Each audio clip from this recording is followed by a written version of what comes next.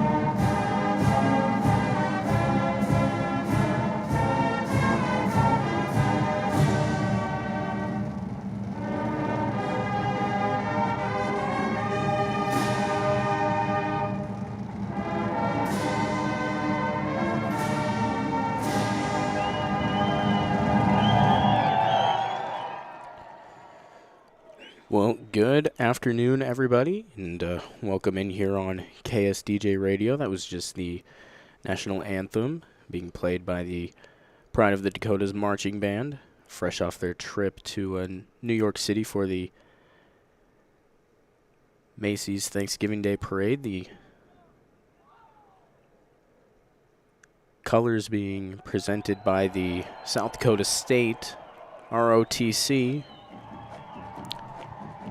So we're about 10 minutes away from getting things started here at the Dana J. Dykhouse Stadium. Glad you're along with us here on KSDJ Radio for the second round of the FCS Playoffs. The number one seeded South Dakota State Jackrabbits taking on the at-large bid Delaware Blue Hens. Taking a look at the matchup today, this is only the third meeting between the two programs. The series is currently tied at 1-1. The programs actually met in the semifinals of the FCS Playoffs in the spring season, the spring 2021 season. South Dakota State won that one. A healthy margin, 33-3. And that game was played in Brookings. In 2010, the first one, this was just a regular season game on September 11th, 2010, in Newark, Delaware. That was the first matchup between these two teams. Delaware won that one. Again, quite a sizable margin, 26-3. So, as I mentioned, this is the third meeting between the programs. Actually, a lot of these same players for Delaware played in that semifinal game just a couple of years ago. Of course, that season being the last time South Dakota State was seeded number one in the FCS playoffs, and the only time they've made it to the championship game. So the Jackrabbits, fresh off 2 weeks, 2 improvement weeks, as Coach John Stiglmeyer, who's in his 26th season, likes to call him. They're fresh off that, so they had some time to recoup, and he said it couldn't have come at a better time considering all of the injuries that they've had to deal with throughout the season, and yet they still finished the FCS schedule completely undefeated, as well as the Missouri Valley Conference schedule, the first time in school history for both of those. And they're currently riding a 10-game winning streak, which is actually a school record. And because they haven't played in 2 weeks, they haven't played since November 12th. Because, of course, they had the first round bye. They had a bye the last week of the regular season, which is very peculiar. Doesn't happen very often, but it happened this year. So we'll see how they come firing out of the gates. Delaware improved to 8-4 with a 56-17 win over St. Francis from Pennsylvania in the first round of the FCS playoffs. That happened last week on November 26th. They earned the at-large bid with a 4-4 record in the Colonial Athletic Association. Got off to a pretty good start, actually undefeated, and was looking to take home that Colonial Athletic Association championship, but ended up losing their last 4 games and barely squeaking into the playoffs. But here they are in the second round of the playoffs. 8-4 overall, 4-4 in the CAA under first-year head coach Ryan Carty.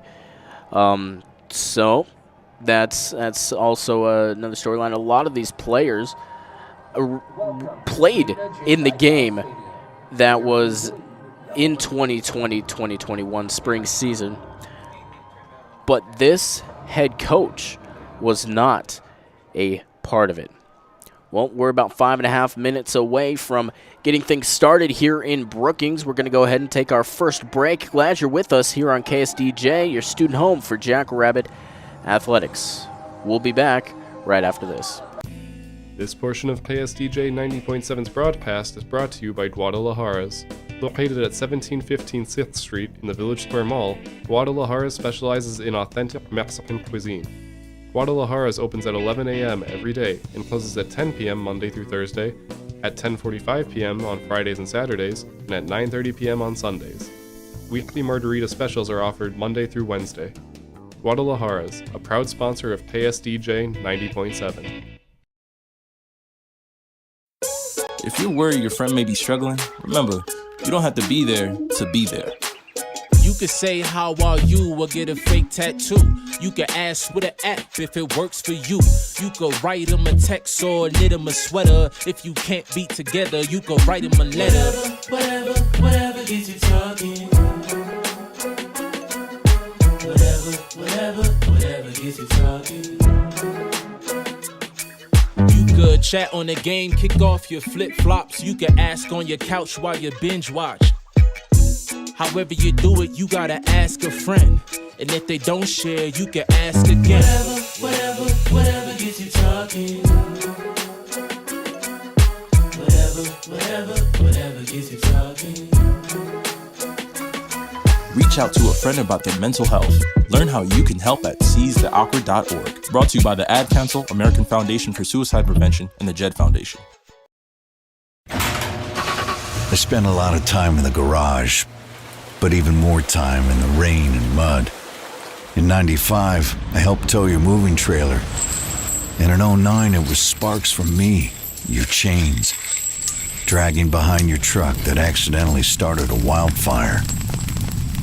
Spark a change, not a wildfire. Visit SmokeyBear.com, brought to you by the U.S. Forest Service, your state forester, and the Ad Council. Only you can prevent wildfires.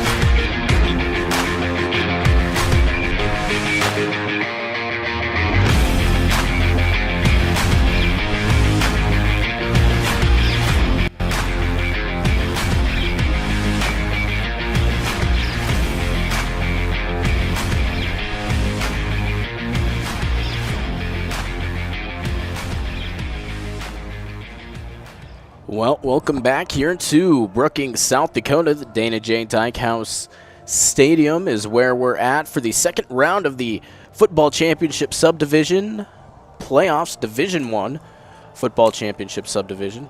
Got to mention that because being Division I is pretty cool. Going to take a look at the starters. We're about 2 minutes away. First for the Jackrabbits offense. Actually, well, let's go ahead and listen in on the coin toss.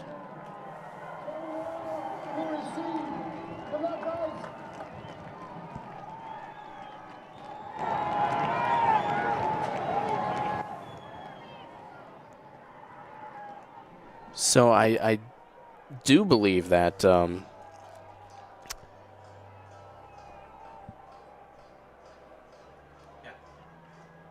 actually I'm not even gonna lie. I don't even know what happened. I think Delaware is going to receive. It looks like that's what's happening, but not totally sure. Either way, let's start off with the Delaware starters, starting with the line. At left tackle, Blaze Sparks from North Fort Myers, Florida. Stevan Brown from Glen Burnie, Maryland, at left guard. Brock Gingrich from Reinholds, Pennsylvania, at center. Right guard, Bradley Anyanwu from Dover, Delaware. And at right tackle, Fenton Brose from Dallas, Texas. Wide receiver, we have Thyrick Pitts from Manassas, Virginia. Michael Jackson Jr. from Henrico, Virginia. Also Jordan Townsend from Farrell, Pennsylvania. And at running back, we have Kaireen Cumby from Plano, Texas. And Bryce Damali at tight end from Frederick, Maryland. And then the South Dakota State Jackrabbits defense at a cornerback, Dyshawn Gales from North Chicago, Illinois. At strong safety, Colby Herter from Katy, Texas. At the free safety, Chase Norblade from Papillion, Nebraska. Another cornerback is Malik Lofton from Minneapolis, Minnesota. One linebacker, going to be Isaiah Stahlberg from Kearney, Nebraska. He's one to keep an eye on. Peyton Schaefer from Cottage Grove, Minnesota. At the middle linebacker, and Jason Freeman, going to be another linebacker Zion, Illinois is where he's from. At D ends, going to be Reese Winkleman from Marshall, Minnesota, and Kate Tervier from Brandon, South Dakota. And at the inside, a D tackle, Caleb Sanders, another one to look out for, leads the team in sacks from Glenwood, Iowa. And Ryan Van Marl, the nose tackle from Sheldon, Iowa. Kicking off from right to left was the South Dakota State Jackrabbits. It's going to go into the end zone for a touchback. The Jackrabbits wearing their all blues today with those beautiful white helmets donated by the Jackrabbits Former Players Association. The Blue Hens of Delaware wearing all whites and helmets reminiscent of the Michigan Wolverines. But it's nice to see a team that doesn't have the mascot of Wolverines donning a helmet like that. Well, let's get things started here. 15 minutes left on the clock. And they're just going to go ahead and hand it off right away. Karen Cumby can't go anywhere. Can't get anything to go. It'll be a gain of net 0. This clock now ticking. Here in the shotgun, 2 receivers off towards the right. Clap by Henderson. Dropping back, looking near side. Now steps up in the pocket, throws it for a short gain, probably about 5 yards. He did come back a little to make the catch. That's going to be Jordan Townsend on the catch. Leads the team in receptions with 57 and also receiving yards for 674. Dana J. Dykhouse Stadium seats 19,300. We are nowhere near that mark, but from what I can tell already, this crowd that is here is going to be loud. We'll get a weather check here as soon as we have a little stoppage in the action. Again, shotgun snap from Henderson, rolling out to the left, the far side, now looking and trying to find something downfield. He throws it out of bounds, and that will be incomplete, and a 3 and out for the Delaware Blue Hens. Definitely not the way they wanted to start this one. Also, I want to say thank you to Tristan. He's going to be helping us out today. Maybe Dalton Cherry will show up at some point. Hopefully. Yeah, but I mean, we'll see. We're really relaxed here. So, Delaware going to go ahead and punt here on their first possession. Their punter, Ben Dinkle, is 35 on the year. It's 14 pinned inside the 20. And going to be receiving that punt for the Jackrabbits. Going to be Jaden Yonke, and a flag is going to be thrown down.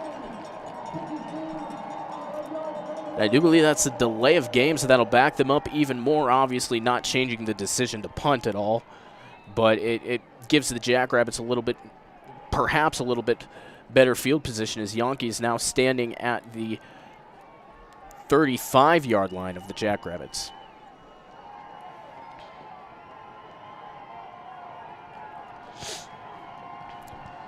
So now Dinkle standing at his own 11-yard line. Just got started here, 13:53 on the clock. A waist-high snap and a low wobbly punt. It'll finally be picked up by Yonke. He touched it and he lost it. It's going to be picked up by the receiving team.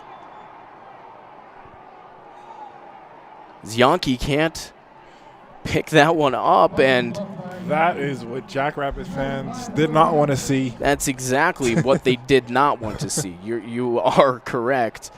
As the Blue Hens get a new, fresh set of downs inside Jackrabbit territory, might I add.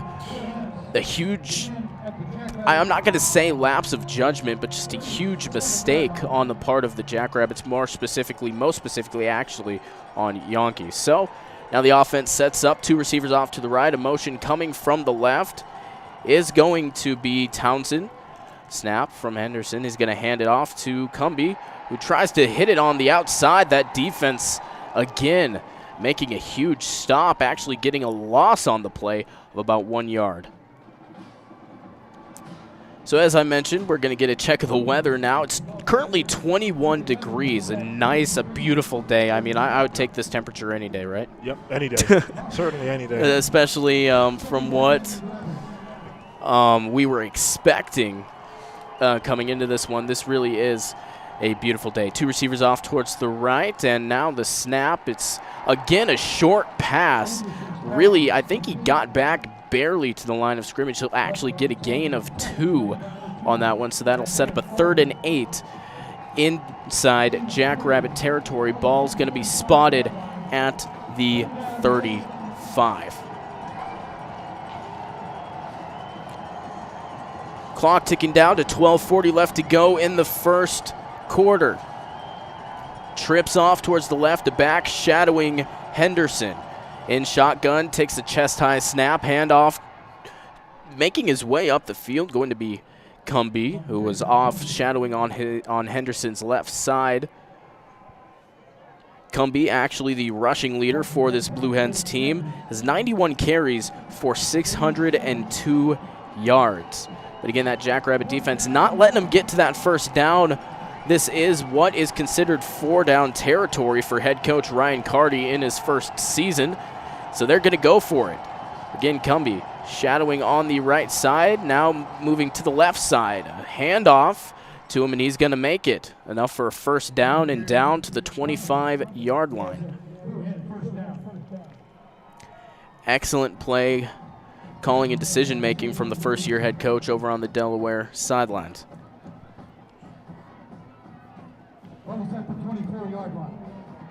Not a lot of fans in today. Not a lot, but they sure are making some noise. That is for sure. Yeah. 11 and a half minutes left to go in the first quarter. Still tied at 0. Just how we started it. A high snap taken by Henderson, taking a shot downfield. Now he's Townsend, overthrew him, as well as the coverage coming from the Jackrabbits. Do believe that was Dyshawn Gales. Perhaps. I mean, we'll see. I keep forgetting my binoculars. That was probably Malik Lofton, actually, now that I look at it. I knew it was a single-digit number. Yeah, it was number 2. Oh, yeah, number 2, yeah. Stanley. See, the thing is about having a good football team is they're all over the place, and anybody can play anywhere, and it makes it really hard for somebody like me. Fake handoff, play action. He fights his way up a couple more. Henderson finding a way to gain a couple of yards off of the quarterback keeper. That'll probably set up about a 3rd and 8. Ball going to be on the Jackrabbit 22. Under 11 minutes to go in the first quarter. Blue Hens moving left to right as we see it. Chest-high snap, Henderson dropping back, steps up, he has his man. It's going to be a complete catch. It looked like the ball popped out a little bit. It looks good enough for a first down. Yeah, if it's complete. Yeah, they're going to call it complete, and with that, if it even was a fumble, he recovered it anyway. So it's going to set up at the 14-yard line. The crowd here, seeing the replay on the video board, not liking the call of a complete pass. Don't see any indication from this refereeing crew that they're going to stop play to review it. Nope. So we're going to play on. By the way, today's referee crew, a Big Sky Conference crew as assigned by the NCAA. This time I'm going to hand off to Cumbie, trying to make a couple of defenders miss. He'll get down to about the 10-yard line, maybe the 11. Pretty good gain on a first down. That'll move it to 2nd down and 6. So the ball at the 10-yard line again. These Delaware Blue Hens looking to capitalize off of a big mistake coming from Jaden Yonke on the punt return, dropping the ball, well, touching it, and then the ball getting past him and being scooped up by the Blue Hens after their first series going 3 and out, and they're moving the ball down the field relatively well now in the second series. Snaps fumbled, and he'll drop down and pick it right back up. He's down on contact, but good on the defensive line to get right in there to make sure he was down. I think that was Kate Trevere. That gets the touch on him. That could have went a lot worse. That could have went a lot worse for Delaware. Yeah. So that's going to back them up now behind the original line of scrimmage. 3rd and 13. Line of scrimmage at the 4 to 5 yard line. The crowd getting loud here. Double receivers off to each side. A back shadowing on the right side of Henderson. Dropping back now. He steps up, has a lot of room. He escapes a tackle, spins around, and gets down to the 10-yard line. Won't be enough for that first down, but excellent gain. Yeah, he's a good runner. A lot of quarterbacks do not like to run, but he's certainly not one of those. He's definitely a good passer, too. I mean, looking at his completions, he has 282 completions, 437 attempts. He's 3,200 yards through the air, obviously leading the team, but those are pretty good numbers. Yep. Even though the record 8-4 and 4-4 in the conference might not necessarily indicate that. As an injured player's down around the 30-yard line, ways away from the line of scrimmage. Just not really sure what happened there. Can't really see who it is either. As the medical personnel are all huddled around it, both teams go to each sideline.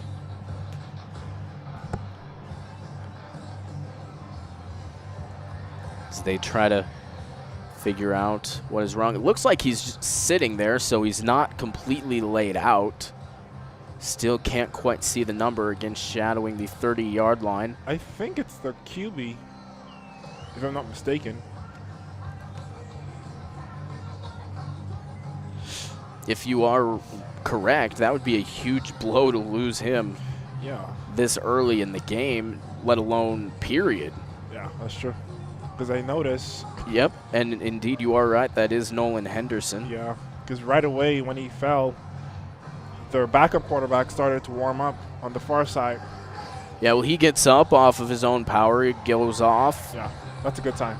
Yep, and with the 4th and 6, deep in Jackrabbit territory, they're going to go ahead and elect to kick the field goal.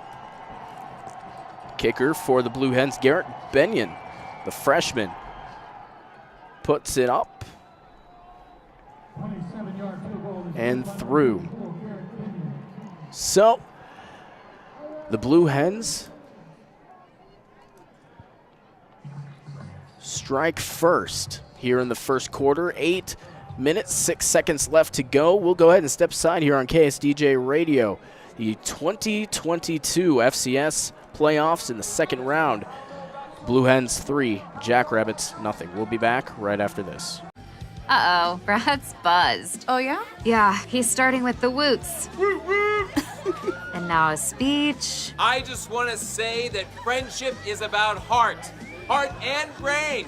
Who's with me? Good thing is, he knows when he's buzzed. And my brain is saying, when it's time to go home, somebody call me a ride. Love that guy. Me too. Know your buzzed warning signs? Call for a ride when it's time to go home. Buzz driving is drunk driving. A message from NHTSA and the Ad Council. Accidents happen far too often and never at a convenient time. That's why Dave's Collision Repair Center is here to help. Their highly trained staff will help you by working with both you and the insurance company handling the claim. The staff at Dave's Collision takes pride in returning your vehicle to you in a timely manner and looking as good as it did before the accident. You'll find them at 1019 Main Avenue South or online at davescollision.com. When you're high, you feel different. You think different, you talk different, you draw different, you listen to music different, but you probably knew that. Problem is, you also drive different, and not in a good way. That's why driving high is illegal everywhere. So if you're high, just don't drive. Make a plan to get a sober ride. Because if you feel different, you drive different. Brought to you by NHTSA and the Ad Council.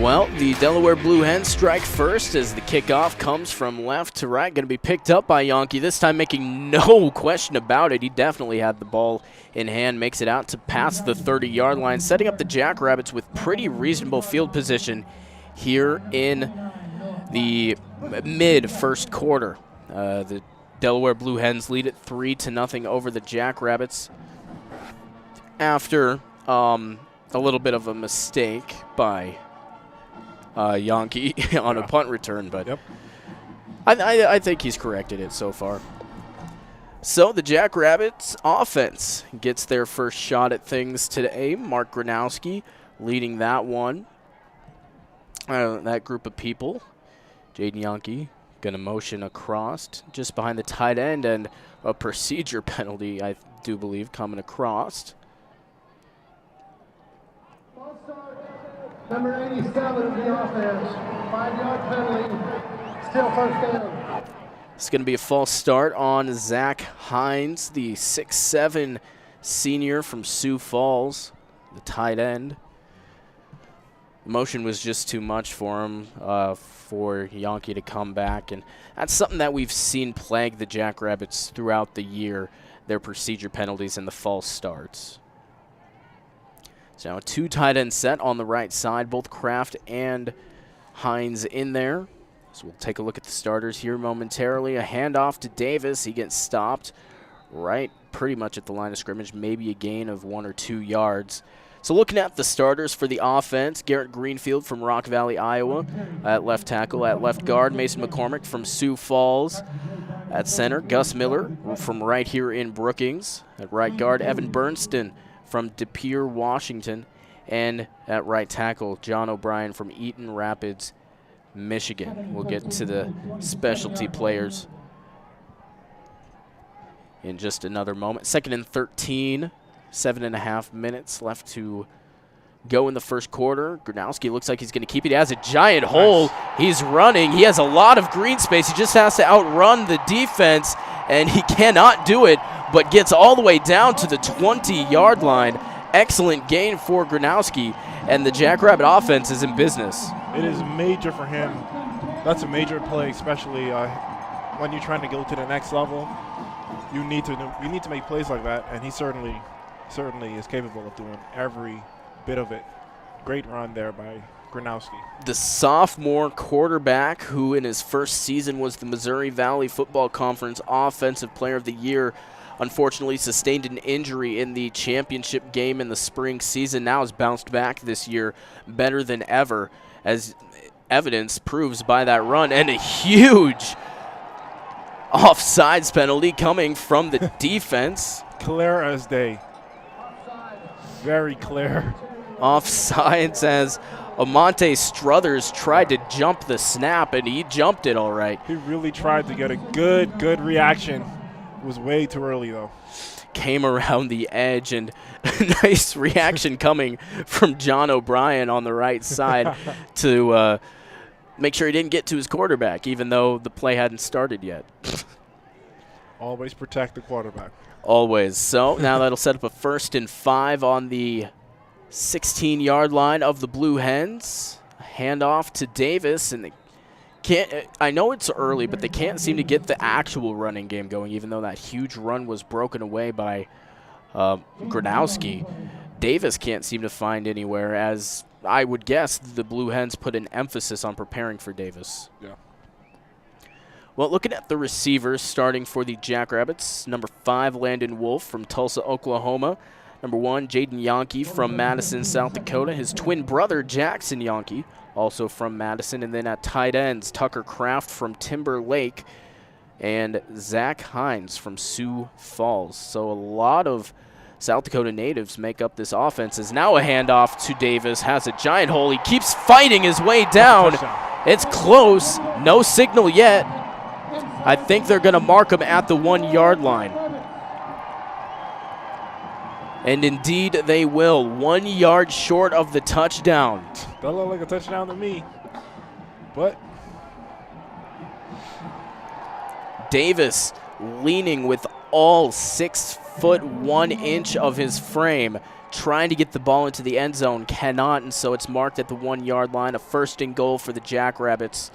Set up a lot of help at the line, a lot of motion happening too. It's Mike Morgan in the game as well, and another handoff to Davis. This time he gets it, and that's a Jackrabbit touchdown.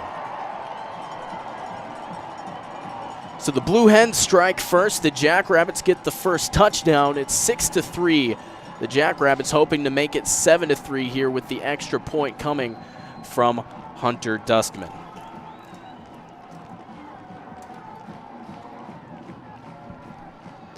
.4:55 left to go in the first quarter. Out to hold is going to be Keaton Heidi, the backup quarterback. The snap's going to be given by Jaden Mueller. And as I mentioned, Hunter Dustman getting ready to put it through. The snap is good, and the kick is going to be good as well. That's his 40th PAT of the season. He is a perfect 40 for 40. Major stats. 4:55 left to go in the first. 7-3. The South Dakota State Jackrabbits lead the Delaware Blue Hens. We'll be back here on KSDJ Radio for more of this second round of the FCS Playoffs action. We'll be back right after this. Here's a fun fact for you. The average chameleon can point their eyes in 2 different directions. On the other hand, the average human can't. So unless you're a chameleon, there's absolutely no way you can focus on texting and driving at the same time. So don't do it, unless you're a chameleon. Visit StopTextsStopWrecks.org. A message brought to you by the National Highway Traffic Safety Administration, Project Yellow Light, and the Ad Council.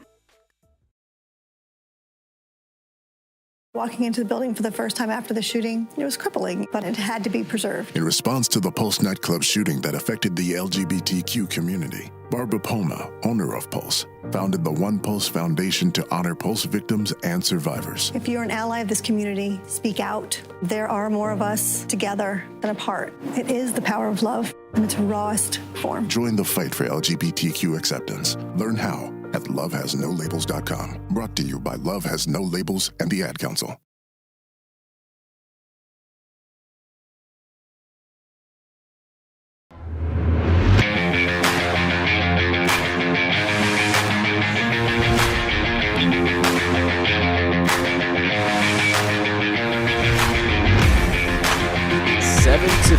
Is the score here early on in this one. 4 minutes, 55 seconds left to go in the first quarter. A 5-play, 70-yard touchdown drive taking 3 minutes and 6 seconds off the clock by the Jackrabbit offense. It's capped off by a 1-yard touchdown run from Isaiah Davis, and the PAT by Hunter Dustman is good. So that's where we sit. Mark Gronowski, how about that run? 51 yards. That is huge. Absolutely flipping the field and setting up the Jackrabbits to be able to do what they do best and punch the ball into the end zone. Yeah, that was a great run by Gronowski. Nobody really expected it. I thought he was going to get taken down about 10 yards out, but 50? He absolutely hit the Jets, and he only had to beat that one guy. And obviously, if you're a quarterback, you're just not going to be as fast as a defensive back chasing after you. But still, an excellent play. So 4:55 left to go in the first. The Jackrabbits going to kick off from right to left. Here. It's going to be taken at the 5-yard line. Going to be returned all the way out past the 35. They're going to mark it right at the 35. That is going to be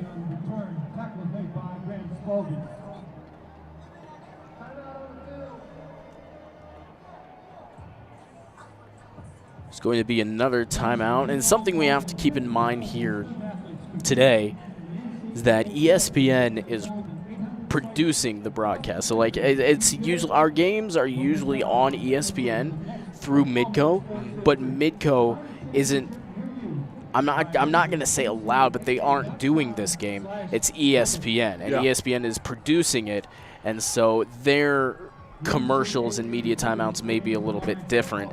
So that's where these weird timeouts come out. I mean, we just had a media timeout in between the touchdown, and then they're taking it right after the kickoff again. Yeah, they don't have it. They don't have a screen up for us right now. It's really, really difficult to see. That screen is off. Yeah, I usually look at that screen, but I don't. 4:49 left to go in the first quarter, 7-3. As I mentioned, I was keeping up with one score and one that matters a lot.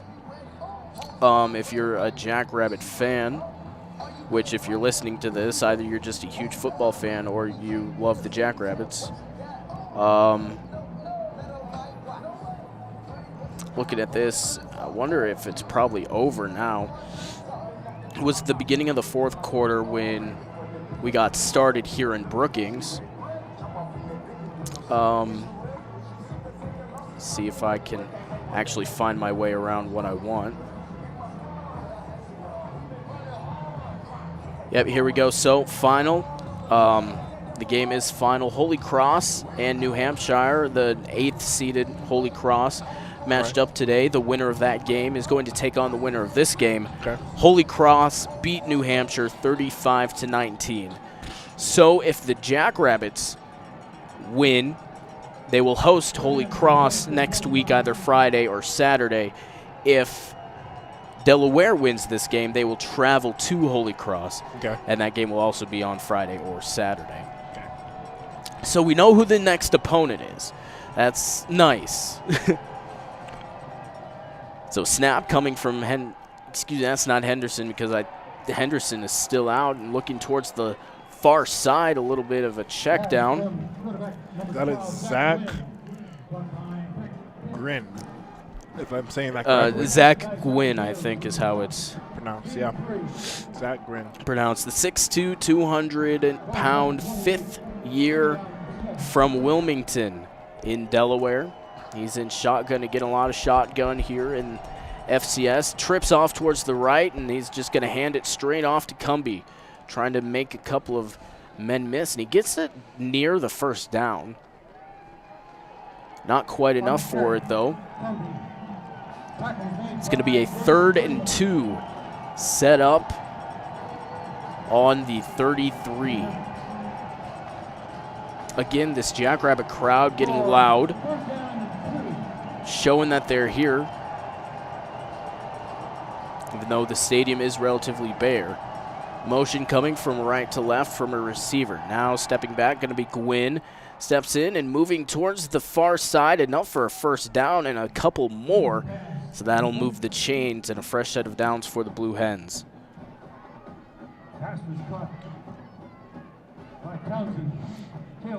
Yeah, a big passing team, I noticed Delaware is, and they can really run the ball too, so it's really even at this point. 21 rushing, 23 passing.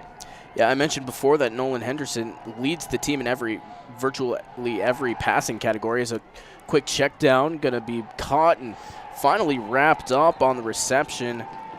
It's going to be Brett Buckman, the senior from Park Ridge, New Jersey. But Henderson leads the team in virtually every passing category. And then you have Zach Gwynn. He's had a couple of attempts throughout the season. He has coming into this game, he had 2 completions, 12 passes, and 1 interception. Only 16 yards, averaging 2.3 yards per game, and his longest pass was only 12 yards. So he did have some experience. It's a handoff coming off the left side of the line. Going to be short of the first down still. And that'll move to another 3rd and we'll call it short because it is 3rd and short. It's going to be 3rd and 4. So Zach Gwynn stepping into a huge situation with Nolan Henderson coming off with an injury on the last drive, on the last offensive play of the last drive. Trips right, single left, and it's going to be handoff to Cumbie and going to be stopped right at the line. Jason Freeman gets the stop. The Jackrabbits force another 3 and out.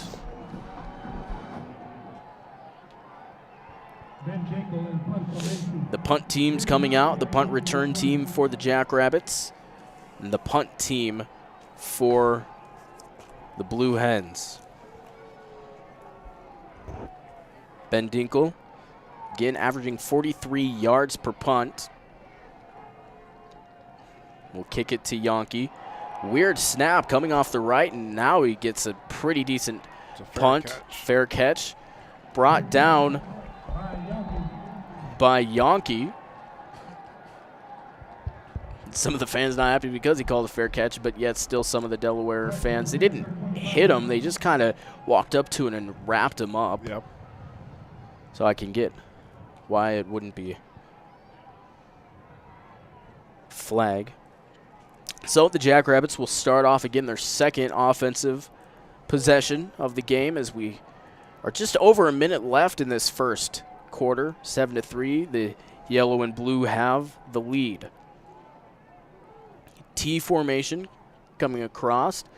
Fake handoff. Gronowski steps up again. A lot of room. You thought they would have learned the first time. Down to the 40-yard line.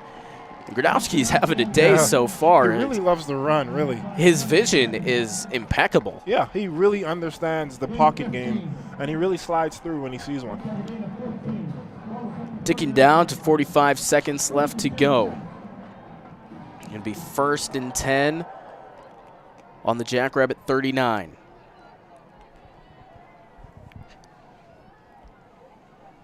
Lining up with Davis to his right. Single receivers to each side. Now Jaden Yonke going to be a little bit of a jet sweep coming around the edge. Has a block from Davis. Gets down to the 35, past the the 45, and gets closer to the 40. They're going to mark it at the 44. Yeah, that play worked so smoothly. It was well executed. Yonke just ran past, received it, took off. No hesitation at all. And it wasn't a traditional jet sweep either. It wasn't a handoff. He kind of tossed it to him. Yeah. Which makes it even more spectacular, although maybe a bit more dangerous. Yeah, very much, certainly much more difficult. Well, it sets up the first passing yards, technical passing yards for the Rabbits today, too. It goes down to 17. Great stats there by Paul Monson. So that'll be the end of the first quarter here in Brookings. 7-3, the Jackrabbits lead it over the Blue Hens. We'll go ahead and step aside here for the quarter break. Once we come back, we'll have second quarter action. You're listening to Jackrabbit Football on KSDJ. I was in the middle of the Atlantic Ocean when it happened. There was a sudden jolt and our submarine crashed on the seafloor. We were in total darkness. That's Dr. Dejana Figueroa, a marine biologist and STEM teacher, talking about a deep sea dive she'll never forget. It's funny, when I was a kid, I was afraid of the ocean, and there I was, 2 miles below the surface. But as a scientist, you prepare for that. Using our training and a little creativity, we fixed the sub and finished our experiments. The dive was just too important. Every dive gives us glimpses at things few people ever get to see. Glowing creatures, fiery undersea volcanoes. When we got back to the surface, I kissed the ground and called my mom, of course. But you know what? I wouldn't trade that dive for anything. Dr. Figueroa uses her passion for STEM to discover new things and make the world a better place. She can STEM, so can you. Check out She Can STEM for more stories and inspiration. A message from the Ad Council. This portion of KSDJ 90.7's broadcast is brought to you by Guadalajara's. Located at 1715 6th Street in the Village Square Mall, Guadalajara's specializes in authentic Mexican cuisine. Guadalajara's opens at 11 a.m. every day and closes at 10 p.m. Monday through Thursday, at 10:45 p.m. on Fridays and Saturdays, and at 9:30 p.m. on Sundays. Weekly margarita specials are offered Monday through Wednesday. Guadalajara's, a proud sponsor of KSDJ 90.7. If you're worried your friend may be struggling, remember, you don't have to be there to be there. I spent a lot of time in the garage, but even more time in the rain and mud. In '95, I helped tow your moving trailer. In an '09, it was sparks from me, your chains, dragging behind your truck that accidentally started a wildfire. Spark a change, not a wildfire. Visit SmokeyBear.com, brought to you by the U.S. Forest Service, your state forester, and the Ad Council. Only you can prevent wildfires. Uh-oh, Brad's buzzed. Oh, yeah? Yeah, he's starting with the woots. And now a speech. I just want to say that friendship is about heart and brain. Who's with me? Good thing is, he knows when he's buzzed. And my brain is saying, when it's time to go home, somebody call me a ride. Love that guy. Me too. Know your buzzed warning signs? Call for a ride when it's time to go home. Buzz driving is drunk driving. A message from NHTSA and the Ad Council.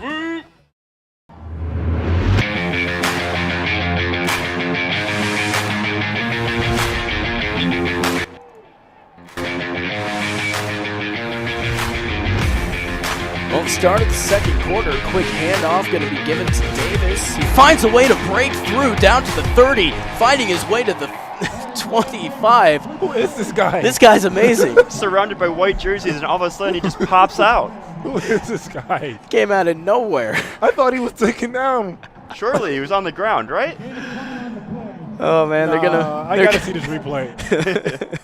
They're gonna mark it at the 24. There's no way, man. It's an amazing run by Davis. He's too big. He's way too big. Like, where did he come from? All 6'1", 220 pounds of him broke through that huddle. Gronowski in shotgun takes a chest-high snap, and now is going to keep it again. This time, they decide to keep their linebackers at it. This is a running game for the Jackrabbits. That's the strategy they're going to go with. Well, a little bit of that might be the wind. You can see the flags are going on the uprights. Yep. They're going pretty good. Even the American flag over here is almost completely horizontal. Which you never see unless you're in an upper Midwestern state. Setting up, we're back off towards the right.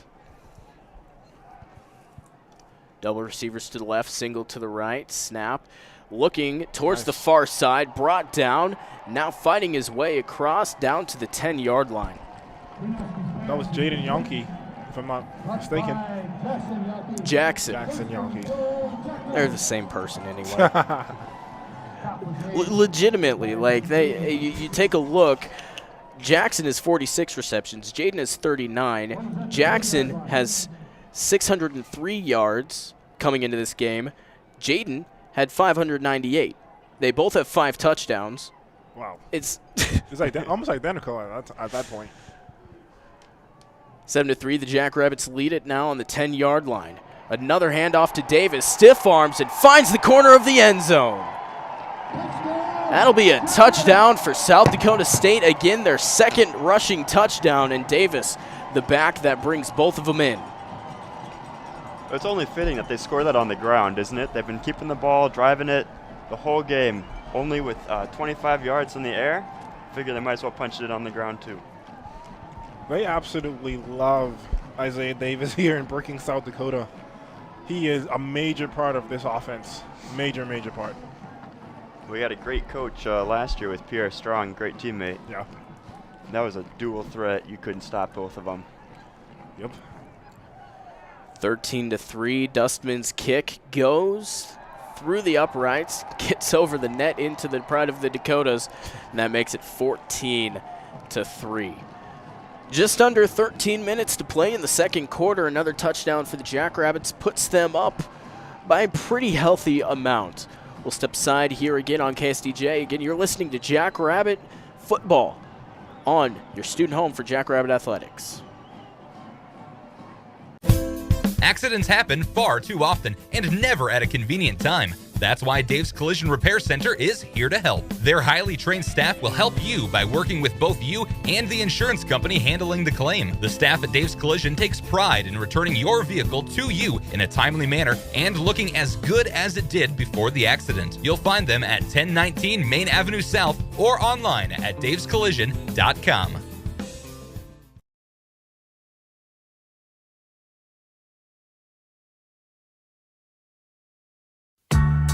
When you're high, you feel different. You think different, you talk different, you draw different, you listen to music different, but you probably knew that. Problem is, you also drive different, and not in a good way. That's why driving high is illegal everywhere. So if you're high, just don't drive. Make a plan to get a sober ride. Because if you feel different, you drive different. Brought to you by NHTSA and the Ad Council. Here's a fun fact for you. The average chameleon can point their eyes in 2 different directions. On the other hand, the average human can't. So unless you're a chameleon, there's absolutely no way you can focus on texting and driving at the same time. So don't do it, unless you're a chameleon. Visit StopTextsStopWrecks.org. A message brought to you by the National Highway Traffic Safety Administration, Project Yellow Light, and the Ad Council.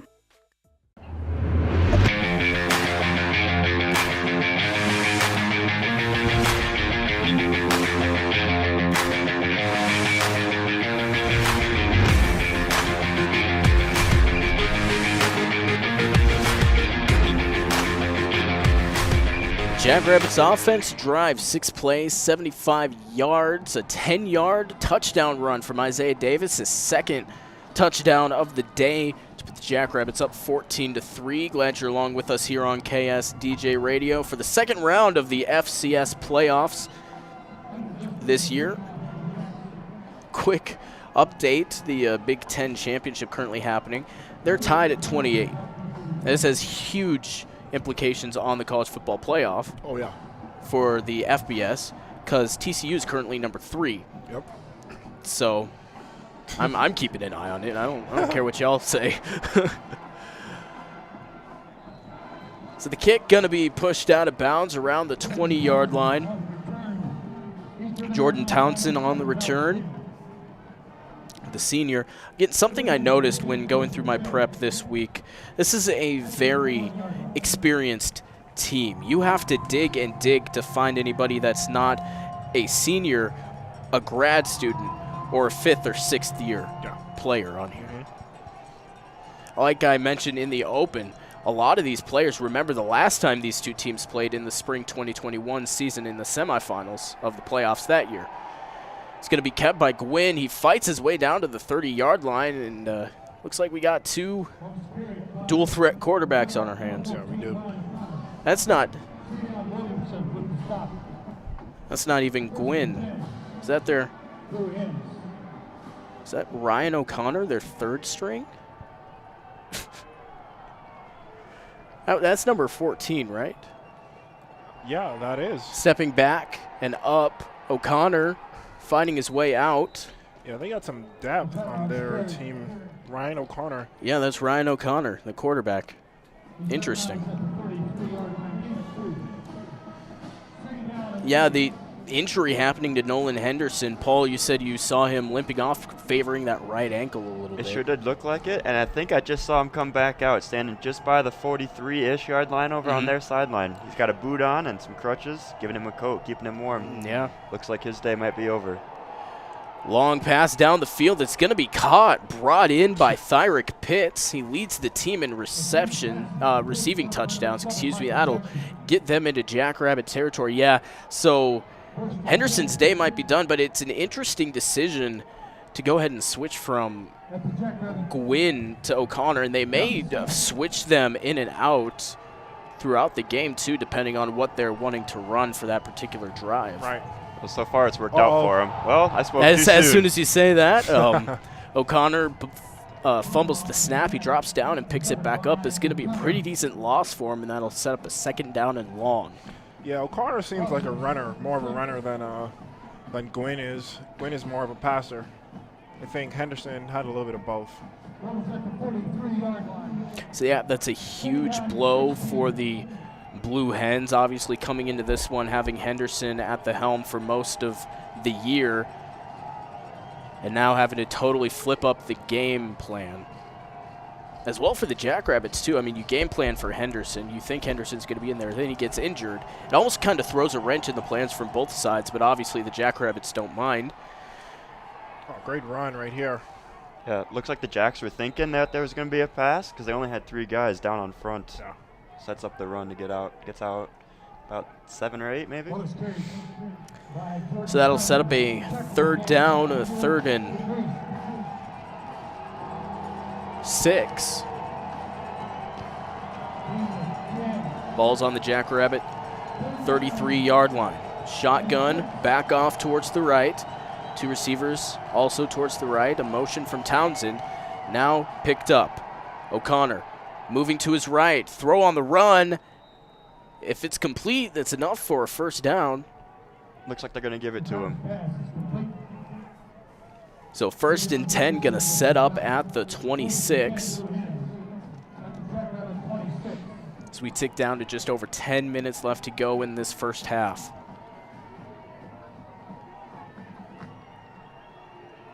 Shotgun again. And again a motion from Townsend. Play action, stepping back, steps up in the pocket, moves to the far side, across the field, inside the end zone. Thyrick Pitts was the receiver. Couldn't quite bring it down. A host of Jackrabbits in on the defense. The main one that was kind of in there was Dyshawn Gales. That was just a great route to get open up on, in the end zone. Yeah. Only the one defender on his back, barely able to recover and get his arm in there, block the ball. It looked like Dyshawn Gales on his back, as you mentioned, and Chase Norblade in on the front. 2nd and 10 on the 26. A direct snap now, not Wildcat formation, but a direct snap to the back. He just took it and ran with it. Marcus Yarns gets minimal gain of 1 yard. That'll set up a 3rd and 9.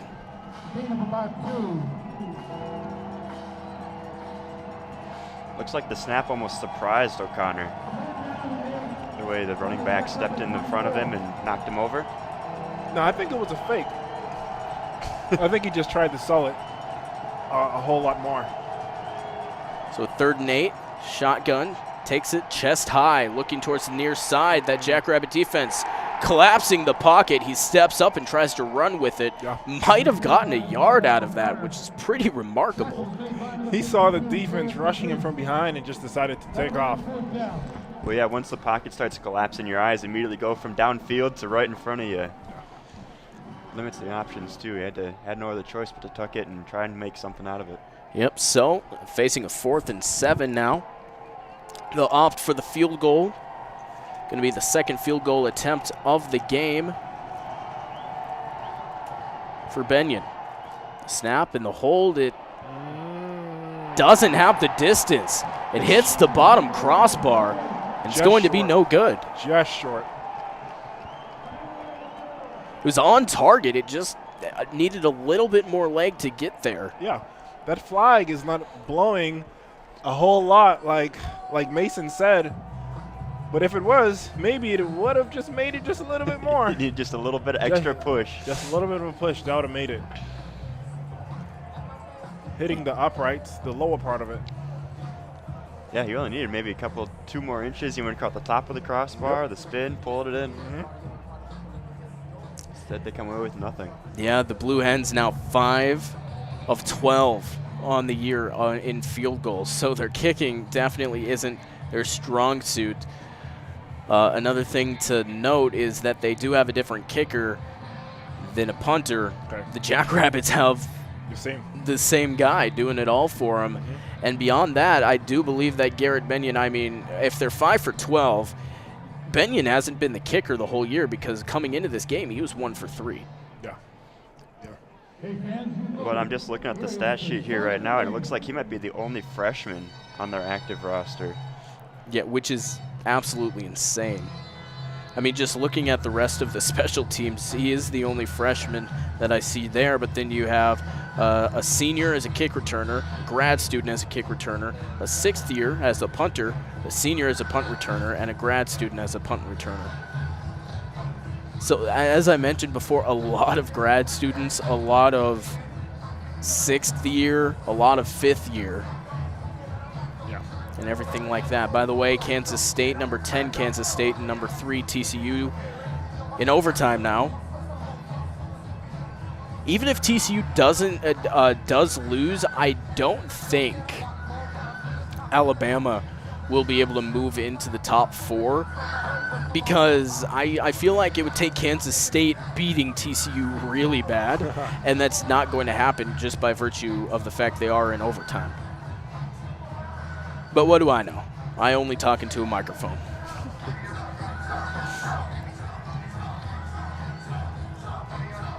So now we're set up here, 8.5 minutes left to go in the first half. 14-3, the Jackrabbits take over off the missed field goal from Benyon, and the Blue Hens hitting it on the outside is going to be Johnson. Stiff arms again, and this running game has to be the best we've seen all year. Yeah. Yeah. I was counting the missed tackles as he kept going around the corner because I didn't think he was going to make it. I think he broke 4 or 5. 1, 2. All right, well, not as many as I thought, but it's still enough. There's guys out there that should have gotten him probably. Yep, a 2nd and 2 now for the Jackrabbits as Amar Johnson on the carry, the sophomore from O'Fallon, Missouri. 2 big guys in motion on the right side, Kraft and Hines. Chest high, shotgun snap, fake the handoff, looking down the field now, has a wide open man. Jackson Yonke fights for a couple more. Well, he tried to fight for a couple more, gets stopped right at the 45, and that's where they'll mark it. They're running streaking routes on the right side. The brothers right next to each other, hips attached, and they split. One goes to the outside, and Jackson turned around and just posted up, and he was wide open. So hits him right in the numbers. 7.5 minutes left to go in the first half. Now 1st and 10 near midfield at the 45.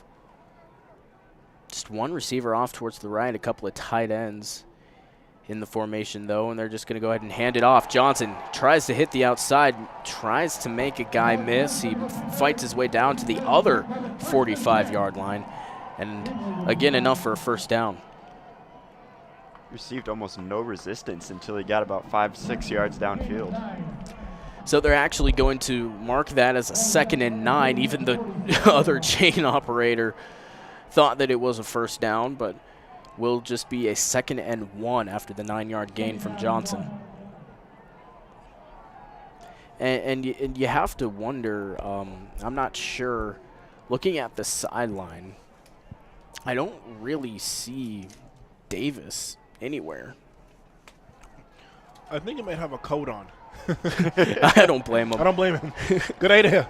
Very great idea. So that rush will be enough for a first down. And, yeah, maybe they're just, there's Davis coming out now. Yeah. And maybe they're just giving him a little bit of a breather. And Johnson doing a fantastic job at it, really. Yeah. As soon as they go on the sideline, the coats go on. Great idea to stay warm. That is the reason why there's not a sold-out stadium today, or close to. The weather scared a lot of fans today.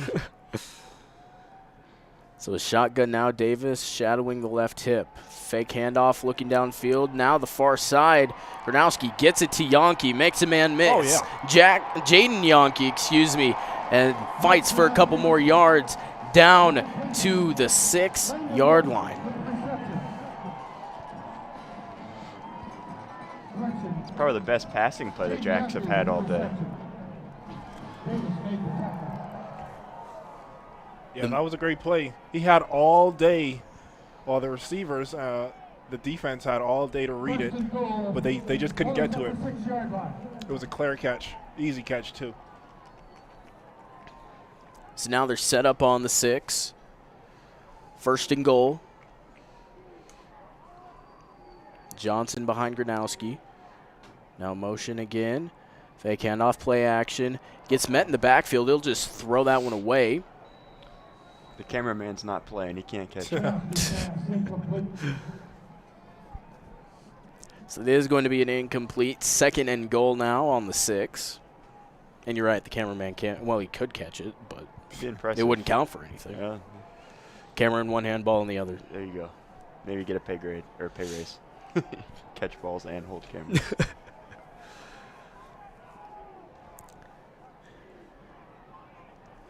The Jackrabbits break the huddle now, wearing their all-blue uniforms with the white helmets. Snap again for Gronowski. Nice play fake. He came around, acted like it was going to throw it. Johnson comes right up the middle and fights his way down to maybe the 1 yard line, I think, is where they're going to spot it. It's the 5 yard game. Will set up a 3rd and goal.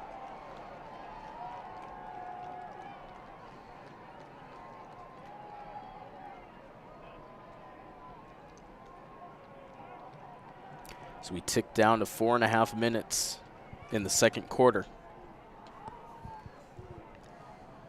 Davis to Gronowski's right. Snap it, and he's just going to go ahead and keep it. Finds his way inside the end zone, and the South Dakota State Jackrabbits are on the board again. I don't think Delaware thinks he crossed the line, but we'll see the replay. And I don't know if they're going to review it, or it doesn't look like whether they're going to go for the field goal here. 20-3, currently the score. Dustman and the field goal unit, or the kicking unit, I should say, is out.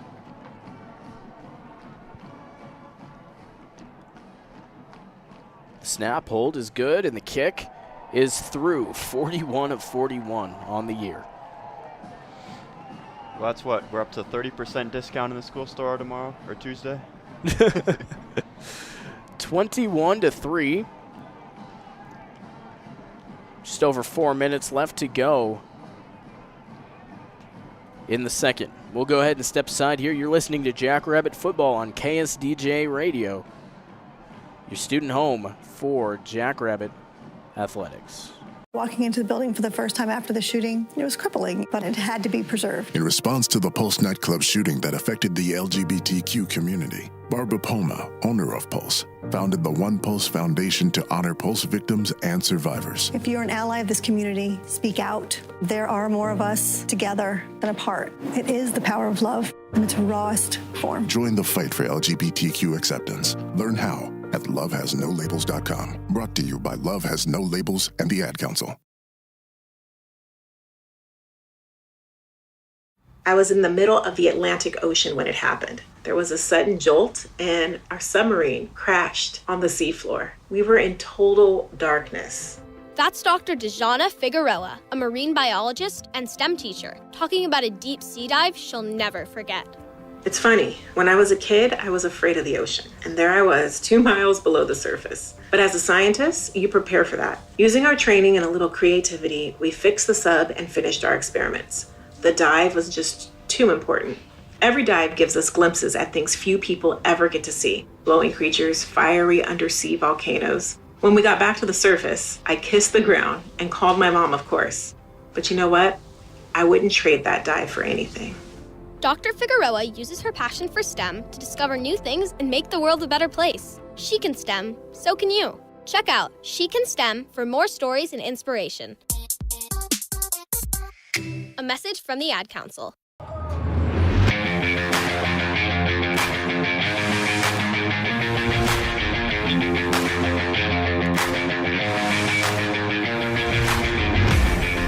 (21-3), 4 minutes and 22 seconds left to go in the first half. The Jackrabbits kicking off again after another touchdown drive, this time capped off by a 1-yard touchdown run from Gronowski instead of Davis. So all 3 touchdowns coming on the ground so far, but the pass game a huge part of those drives. Now going to be brought out by the returner out to the 30-yard line. It's going to be Jordan Townsend again on the return, averaging 22 yards per return coming into this game. Well, just as you were saying, the run game is just a big, important part of the game tonight or today for the Jackrabbits. They have 149 yards on the ground. The Blue Hens have 105 yards total. And that's something that we've seen the Jackrabbits do all year. They just seem to pick one mode, and more often than not, it usually is that run game, and they're just able to not only do that well, but do it better than the other team is doing anything. Well, you kind of just have to when you have a Mark Johnson in the backfield. You got Isaiah Davis, you got Mark Gronowski. You can even throw the Yankee twins in there every once in a while on a sweep, and you can't stop all of that. Yeah, I mean, earlier on this week I was having a conversation with the Collegian sports editor, Skylar Jackson, and he was like, the big key to whoever can beat this Jackrabbit team is finding a way to stop this offense, because this offense is explosive, it's powerful, and they can run it down your throat, and they just won't stop. And they keep finding ways to put points up on the board. And one thing I'm noticing, this game is looking like it's going to turn out just like the other two meetings between these two teams went in the spring season. They played in the semifinals here in Brookings. South Dakota State won 33-3. The first time they met in the regular season over in Newark, Delaware, was 26-3. Delaware won. So right now it's shaping up. Usually the team that loses only has 3 points. That's what the record is. That's what the record is. And so if Delaware can get past the 3-point threshold, it won't be like the other times. It'll be uncharted territory for these two teams. Nobody knows what happens when one team doesn't score only 3 points. Yeah, but as total, the rushing game throughout the year has 416 carries, while in terms of passing, they've only thrown it 293 times. And the running backs, as a group, were averaging 4.2 yards per carry and 161 yards per game.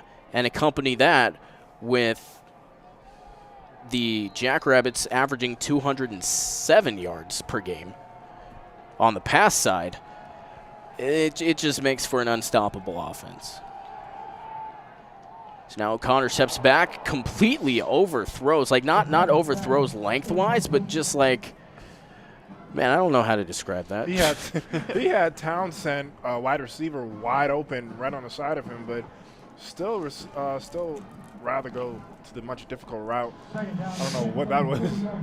All he could do after he made the throw is stand there with his hands on his hips looking downfield. Look on for the next play, I guess.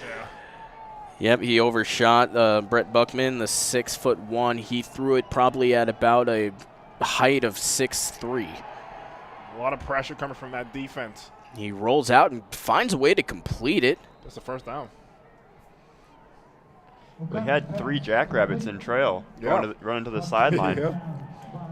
Makes a great throw under pressure, under big duress. He finds a way to thread the needle between those defenders and gets it all the way down to the 40 and enough for a first down. That 1st and 10. 2 receivers to the left, a back in the backfield right beside him. Stepping back, O'Connor steps up now, takes it all, and again overthrows it, this time lengthwise. It hits at about the 20. The receiver was at about the 25. There's a lot of hand fighting there between the receiver and the defender. Yeah, it was. Surprised no holding call there. The only reason I could think they didn't is because they were both going at it. Yeah. Just let them play at that point. Yep. Set up a 2nd and 10. Ball still on the 40.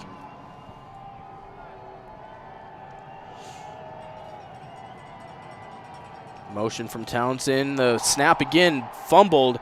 Almost gets brought down by Trevere, and then gets stood up by a whole host of Jacks. Eventually.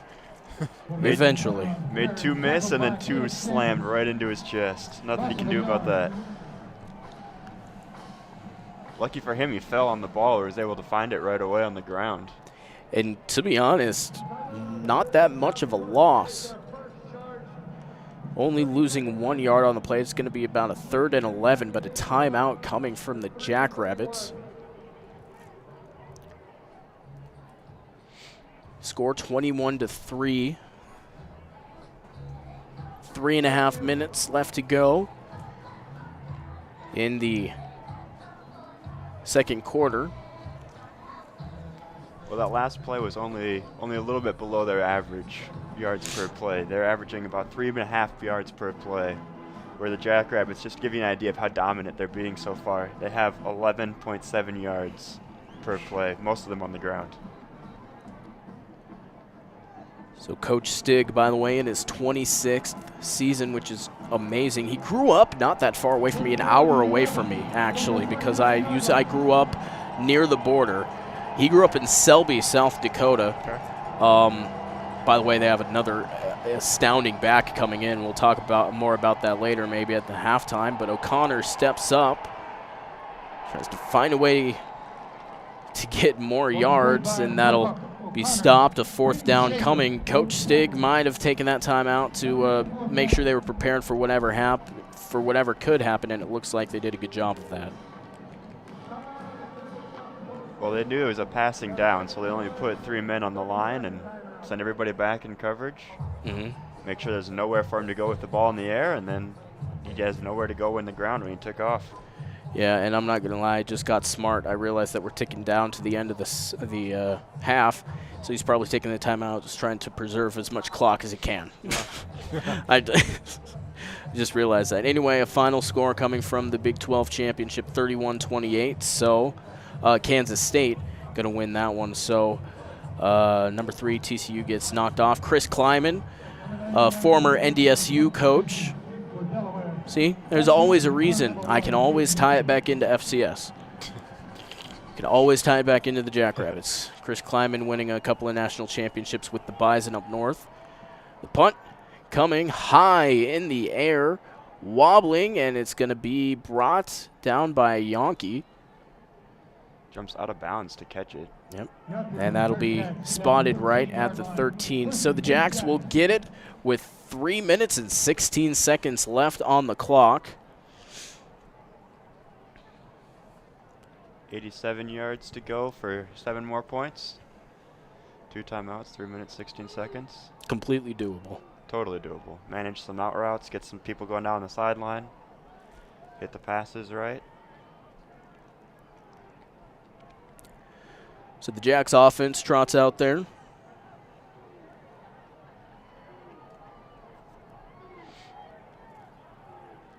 Snap, a motion coming across. Handoff, Davis hits the edge on the left side down to the 16-yard line.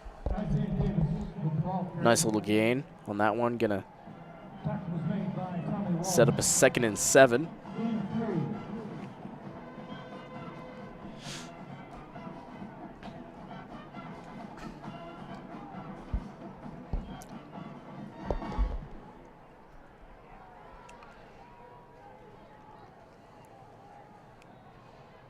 Coming up to the line now, 2 receivers towards the right. The snap now kept by Gronowski. I thought Davis had that for a second. He was running through guys like he had the ball. A 1-yard gain. Sets up a 3rd and 6 now.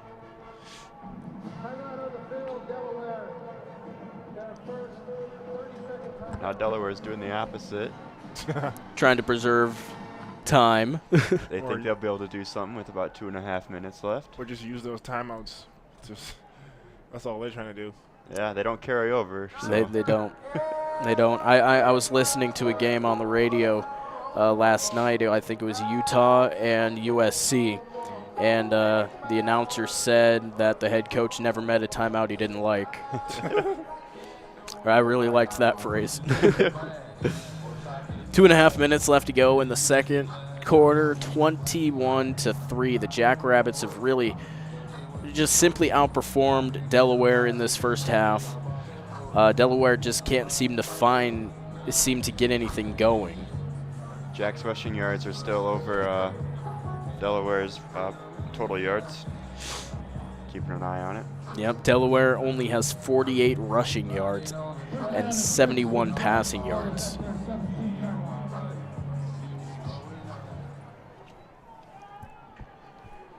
So 3rd and 6 for the Jacks now. Oh. Quick out behind the line of scrimmage. Yonke gets met right away. The Blue Hens defense does make a stand. That'll be a 4th and 9. So the punt team will come out. The Jackrabbits can't get anything going deep inside their own territory. And the Blue Hens will get it back with probably about 2 minutes and 20 seconds left to go. And 1 timeout left, but there's also still 1 on the field, but they'll get it 2 minutes. So. Trying to get past that 3-point benchmark. that threshold. Once they get past there, the game opens up. The game opens up and it becomes competitive.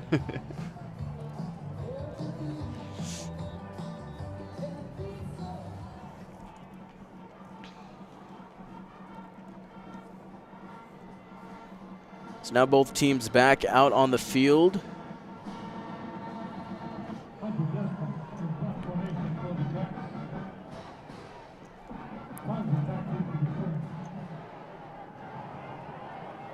The punt coming from Dustman, low and straight to the point. Townsend will have it bounce backwards and picks it up in stride. It'll be right at the 45-yard line is where they'll mark it. That was a fantastic bounce for the Jacks. I don't know why he tried to preserve any of the field position they could get left by picking it up and running out of bounds. Back was to the defenders when he picked it up. Makes for a fun turn your head around, figure out where the defenders are real quick.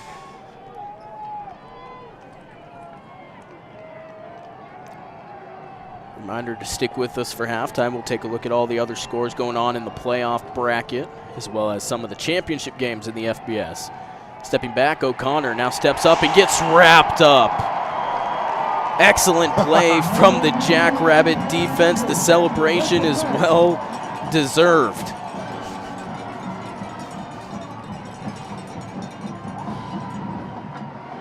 He just takes the snap and stepping back and tried to step up.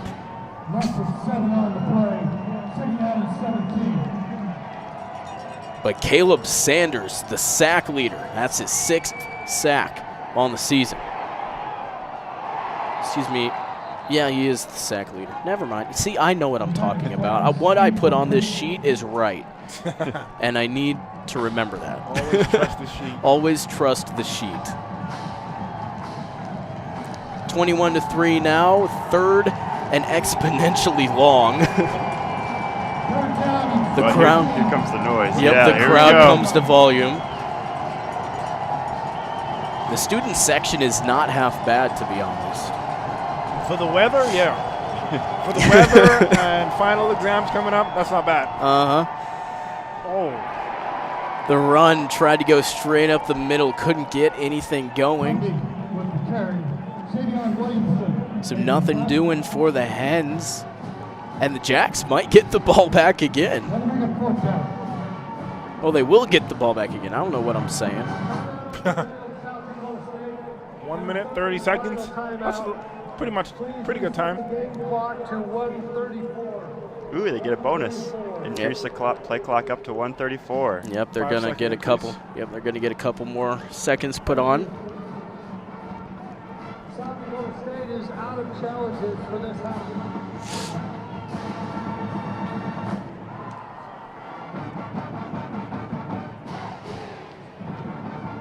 21-3, and again, the Jackrabbits have just absolutely dominated this first half, and they're going to take a healthy lead into halftime.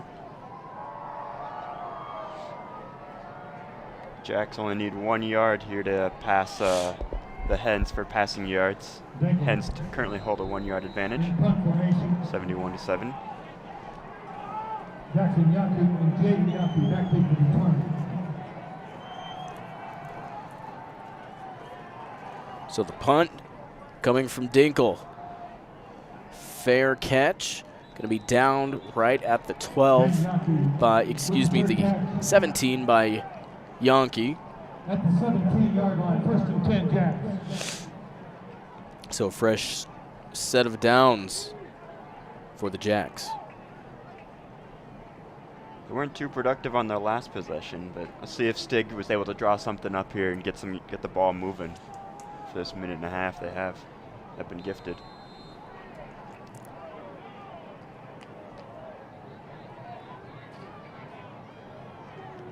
Lining up now, 2 receivers to the right. Tight end shadowing the line with another receiver to the left. Lamar Johnson in the backfield, moving around now, takes a snap. Gronowski stepping back, moves towards the far side, tries to run away. He flips it out of bounds, gets rid of it before he can be brought down. Flag. There it is, yep. And a flag is going to be in the backfield, right where Gronowski was brought down. Jackrabbits going to have to put it in reverse here and start walking backwards, do you think? Perhaps.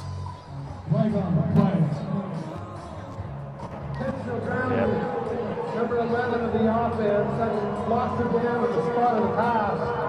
It'll be second down.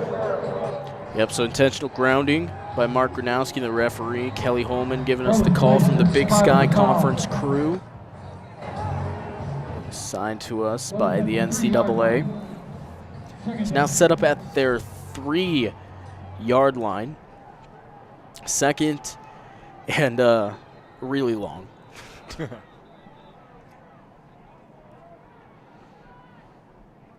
Stop and play here, looks like. Running over to talk to the opposing sideline. What's that, 2nd and 30? No, 2nd and 26. Starting the clock on the snap when they're ready. They will start on the snap. All right, so Delaware had the option of when they wanted to start the clock. They're going to go ahead and start it on the snap. So Gronowski standing in his own end zone. Takes a snap and hands off to Johnson. Couple of yard gain. And the Jackrabbits going to try all they can to run the rest of this clock out in the first half. Yeah, when they got the ball, it looked like they'd be swinging to try and maybe put some more points on the board, but now it's just swinging to make sure you get out of your own end zone, maybe have some room to punt if you need it. Yep. But ideally, I think they just want to get done with this first half. Well, they're on the side that's closest to the locker room, so they don't have too far to go after we hit zeros here. Exactly. Play clock down to 5. Taking all the time they can get. 3, 2, the snap by Gronowski.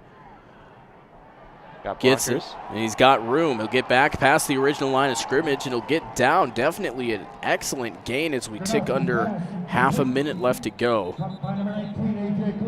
A.J. Coons on the reception. Timeout again. And I think Delaware is going to take their third timeout. Please reset the game clock to 30 seconds. And there will be 2 more seconds put up on the board.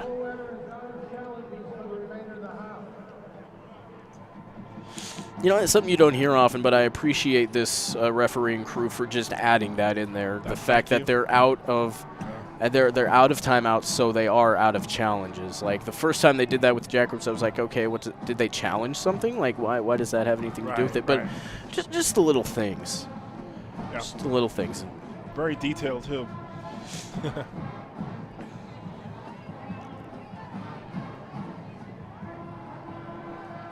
21-3, the Jackrabbits lead. Going to go ahead and punt it.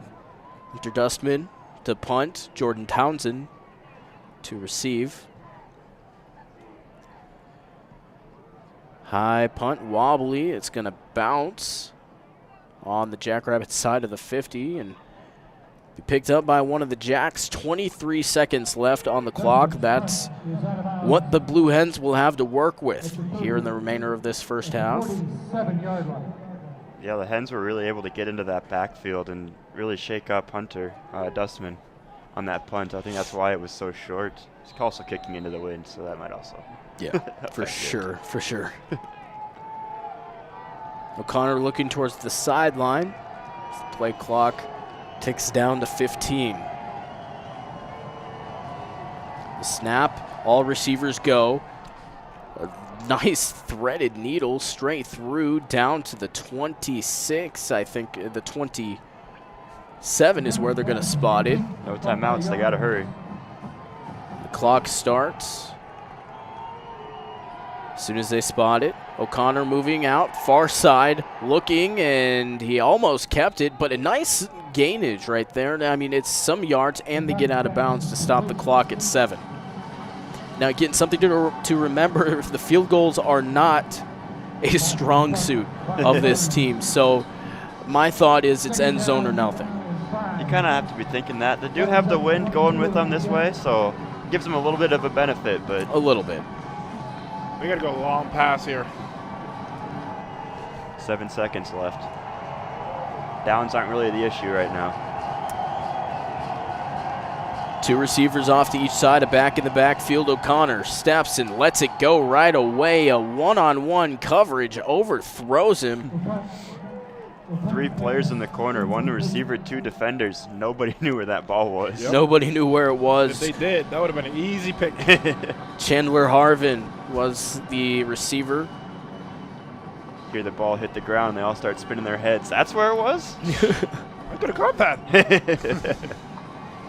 2 seconds left on the clock, and the whole entire scoreboard was messed up there. They had the Blue Hens with 6 points. Not yet. Field goal attempt. Snap and hold is long enough. Good. It was straight. They'll knock it through and advance to 6 points. 21-6 is the score at halftime. The South Dakota State Jackrabbits take the lead into the locker room. We'll step aside here on KSDJ. When we come back, we'll have a halftime report looking at the scores around the FCS, look at the first half stats, and then a look forward to the second half. Once again, you're listening to Jackrabbit Football on KSDJ. This portion of KSDJ 90.7's broadcast is brought to you by Guadalajaras. Located at 1715 6th Street in the Village Square Mall, Guadalajaras specializes in authentic Mexican cuisine. Guadalajaras opens at 11 a.m. every day and closes at 10 p.m. Monday through Thursday, at 10:45 p.m. on Fridays and Saturdays, and at 9:30 p.m. on Sundays. Weekly margarita specials are offered Monday through Wednesday. Guadalajaras, a proud sponsor of KSDJ 90.7.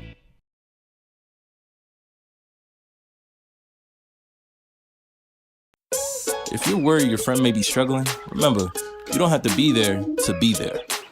You could say, how are you, or get a fake tattoo. You could ask with an app if it works for you. You could write them a text or knit them a sweater. If you can't be together, you could write them a letter. Whatever gets you talking. Whatever gets you talking. You could chat on the game, kick off your flip-flops. You could ask on your couch while you binge watch. However you do it, you gotta ask a friend. And if they don't share, you can ask again. Whatever gets you talking. Whatever gets you talking. Reach out to a friend about their mental health. Learn how you can help at seizetheawkward.org. Brought to you by the Ad Council, American Foundation for Suicide Prevention, and the JED Foundation. I spent a lot of time in the garage, but even more time in the rain and mud. In '95, I helped tow your moving trailer. And in '09, it was sparks from me, your chains, dragging behind your truck that accidentally started a wildfire. Spark a change, not a wildfire. Visit SmokeyBear.com, brought to you by the U.S. Forest Service, your state forester, and the Ad Council. Only you can prevent wildfires. Uh-oh, Brad's buzzed. Oh, yeah? Yeah, he's starting with the woots.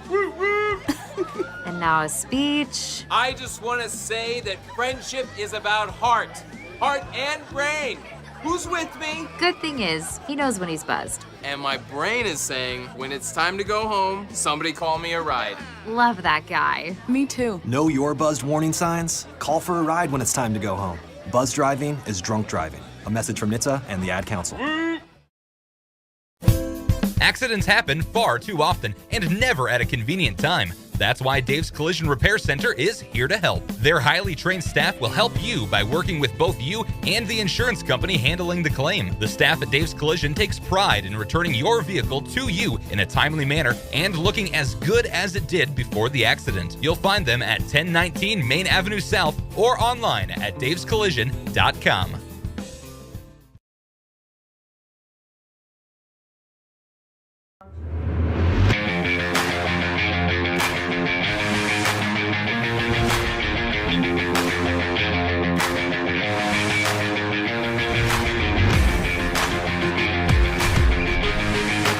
Back here to Brookings, South Dakota, Dana J. Dykhouse Stadium for round number 2 of the 2022 FCS Playoffs. Brayden Byers alongside Tristan Hanna and Paul Monson.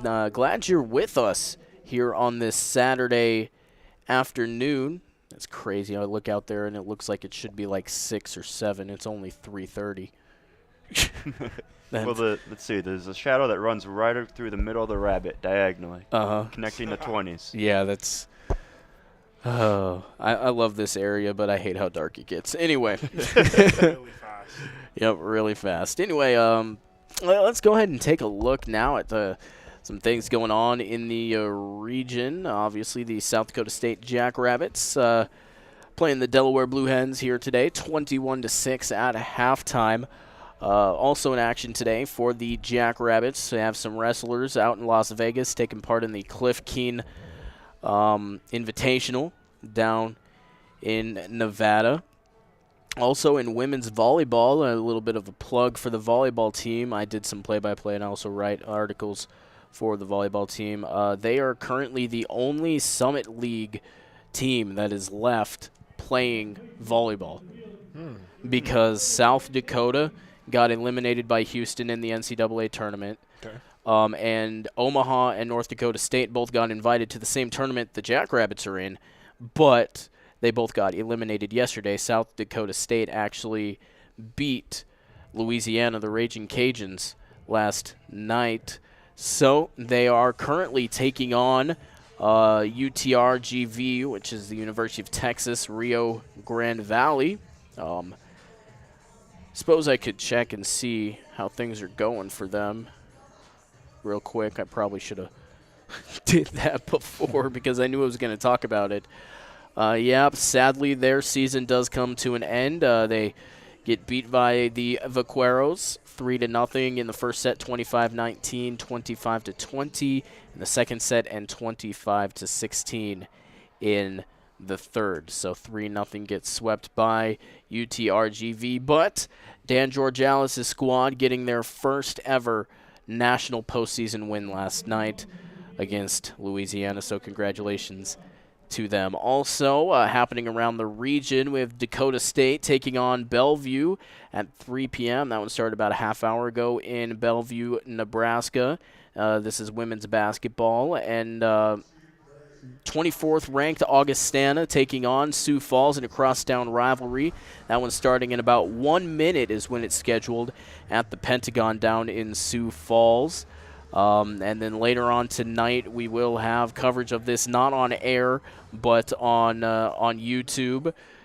We will have South Dakota State taking on Northern Iowa, making their return to Frost Arena. So make sure to stay aware of that. Stay tuned to our social media and stuff like that. In men's basketball, just the other half of those doubleheaders, Bellevue taking on Dakota State at 5, and Sioux Falls taking on Augustana at 5:30. But South Dakota State down in Tuscaloosa, Alabama, taking on the 11th ranked Crimson Tide tonight at 7:30 on the latter half of a back-to-back. And in Sioux Falls, not in Sioux Falls, in Waterloo, Iowa, the Waterloo Blackhawks taking on the Sioux Falls Stampede at 6 in Waterloo. And then looking around the region, the Timberwolves playing the Thunder today at 7 in Minneapolis, and the Wild taking on the Ducks at 1 in St. Paul. So that's a look around the region. We'll go ahead and take another break. When we come back, we'll look at some first half stats, talk about the first half a little bit, and then later on we'll take a look at the rest of the world of college football. You're listening to Jackrabbit Football on KSDJ Radio. Accidents When you're happen high, far too you often, feel different. and never at a You convenient. think different, you talk different, you draw different, you listen to music different, but you probably knew that. Problem is, you also drive different, and not in a good way. That's why driving high is illegal everywhere. So if you're high, just don't drive. Make a plan to get a sober ride. Because if you feel different, you drive different. Brought to you by NHTSA and the Ad Council. Here's a fun fact for you. The average chameleon can point their eyes in 2 different directions. On the other hand, the average human can't. So unless you're a chameleon, there's absolutely no way you can focus on texting and driving at the same time. So don't do it, unless you're a chameleon. Visit StopTextsStopWrecks.org. A message brought to you by the National Highway Traffic Safety Administration, Project Yellow Light, and the Ad Council. Walking into the building for the first time after the shooting, it was crippling, but it had to be preserved. In response to the Pulse nightclub shooting that affected the LGBTQ community, Barbara Poma, owner of Pulse, founded the One Pulse Foundation to honor Pulse victims and survivors. If you're an ally of this community, speak out. There are more of us together than apart. It is the power of love in its rawest form. Join the fight for LGBTQ acceptance. Learn how at lovehasnolabels.com. Brought to you by Love Has No Labels and the Ad Council. I was in the middle of the Atlantic Ocean when it happened. There was a sudden jolt and our submarine crashed on the seafloor. We were in total darkness. That's Dr. Dejana Figueroa, a marine biologist and STEM teacher, talking about a deep sea dive she'll never forget.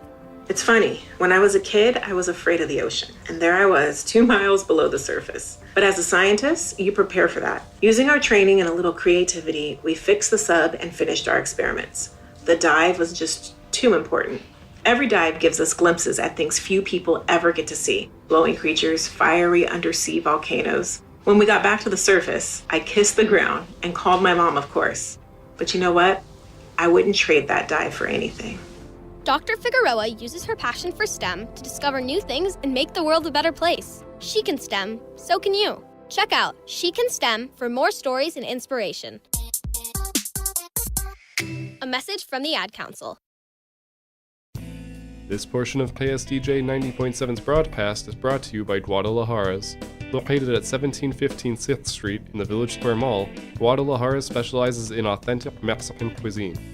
Guadalajaras opens at 11 a.m. every day and closes at 10 p.m. Monday through Thursday, at 10:45 p.m. on Fridays and Saturdays, and at 9:30 p.m. on Sundays. Weekly margarita specials are offered Monday through Wednesday. Guadalajaras, a proud sponsor of KSDJ 90.7.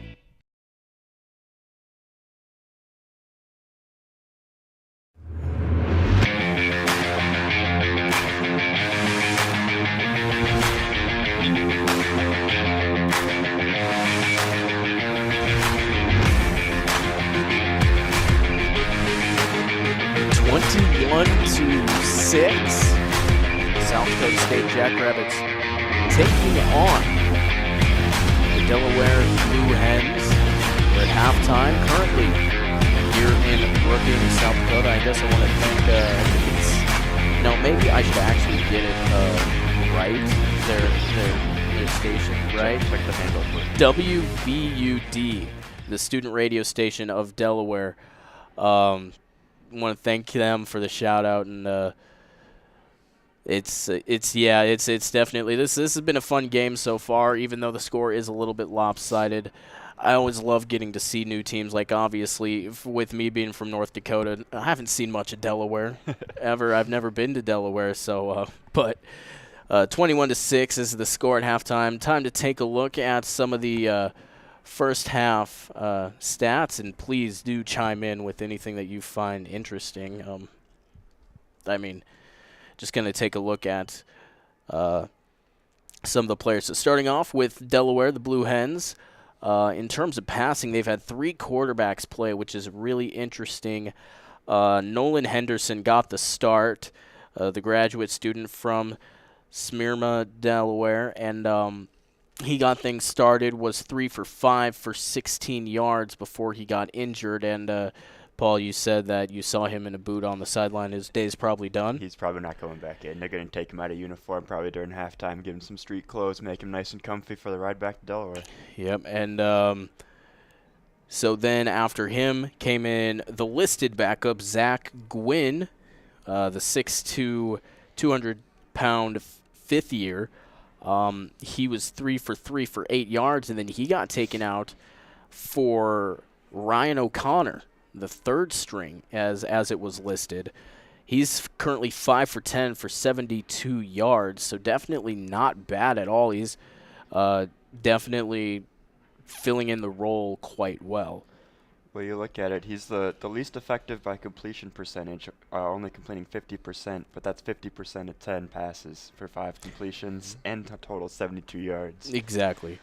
So overall, 96 yards passing, 11 for 18 in total from the three. In terms of rushing, Karen Cumby from Plano, Texas, the leading rusher for this team. He has 8 carries for 23 yards. His longest is 7 yards, averaging 2.9 yards per carry. Behind him is a wide receiver actually listed, Jordan Townsend. He has 1 rush for 10 yards.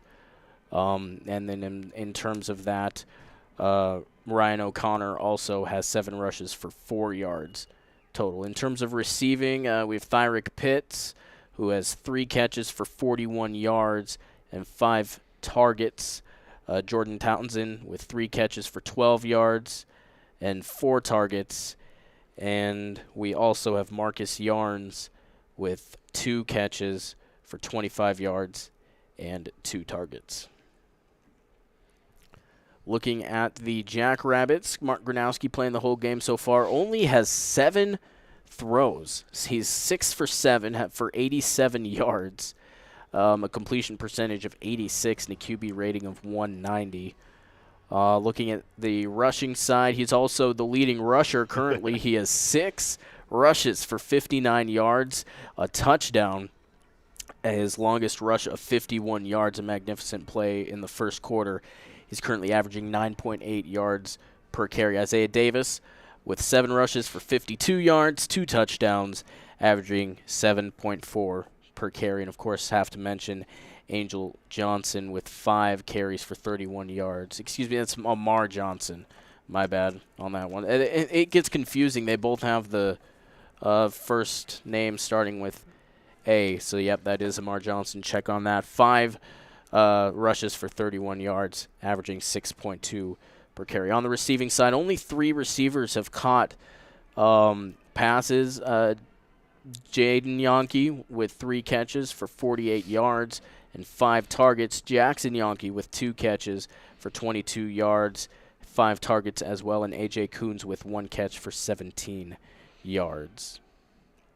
So in total, the Jackrabbits have 142 rushing yards, 3 rushing touchdowns, averaging 7.9 yards per carry. And in terms of receiving, they have 87 yards, 6 on 6 catches, 6 targets total. And Mark Gronowski only throwing 7 passes, but still having 87 yards. Yeah, all the yards for the Rabbits end up coming on the ground. You're looking at Gronowski has 59 total and Davis has 52.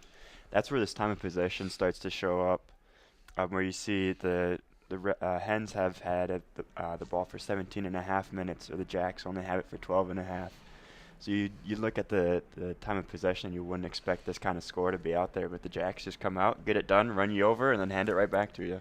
Yeah, well, the score 21-6 at halftime, about 3 minutes left to go. Let's take a quick spin around the FCS. We'll start off with some of the score, well, the only score that has happened so far. Holy Cross defeats New Hampshire 35-19. So the winner of this game will take on Holy Cross next week, whether that is at Holy Cross or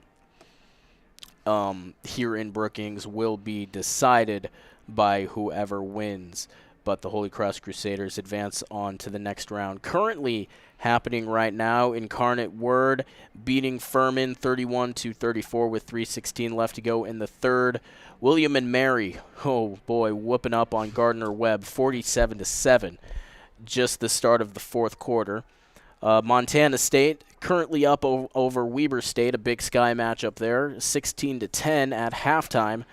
Samford beating Southeast Louisiana 21-14, and North Dakota State up only 14-10 versus Montana up north on I-29 in Fargo.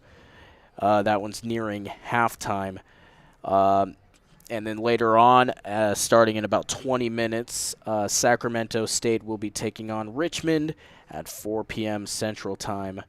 Sacramento State 11-0 and Richmond 9-3. And Sacramento State the number 2 seed in the playoffs. Looking at the FCS scores that aren't in the playoffs, currently Jackson State leads Southern 18-0. That's a big deal because all the storyline surrounding Deion Sanders potentially leaving Jackson State to become the new head coach at Colorado. And apparently he's going to announce it after this game.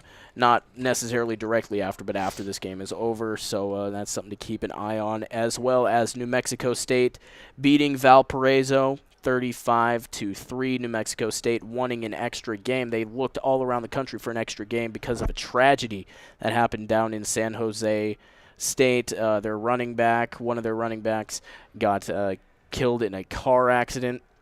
And so they had to reschedule and ended up canceling their game against New Mexico State. Well, New Mexico State wanted to find another opponent to be able to perhaps become bowl eligible. So they currently are leading Valparaiso 35-3.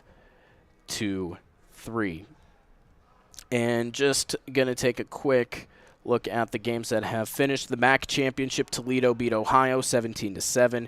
And in the Big 12, Kansas State beat TCU 31-28 in overtime. And currently in action is the Sun Belt Championship, the SEC Championship, and the AAC Championship, as well as the Mountain West Championship. Later on tonight, going to be the Big 10 Championship at 7, as well as the ACC Championship.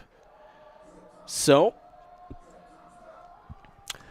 we're about ready to get things started here, and we actually have gotten things started. I do believe Landon Wolf will pick that up, the receiver coming across, and it'll finally be brought down in between the 45 and the 35 and the 40-yard line.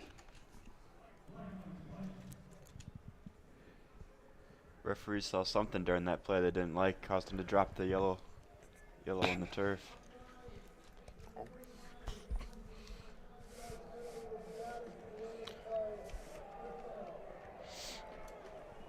Moves the ball for the Jacks, sets them up at about the 42-yard line. Yep, I do believe that was an offsides call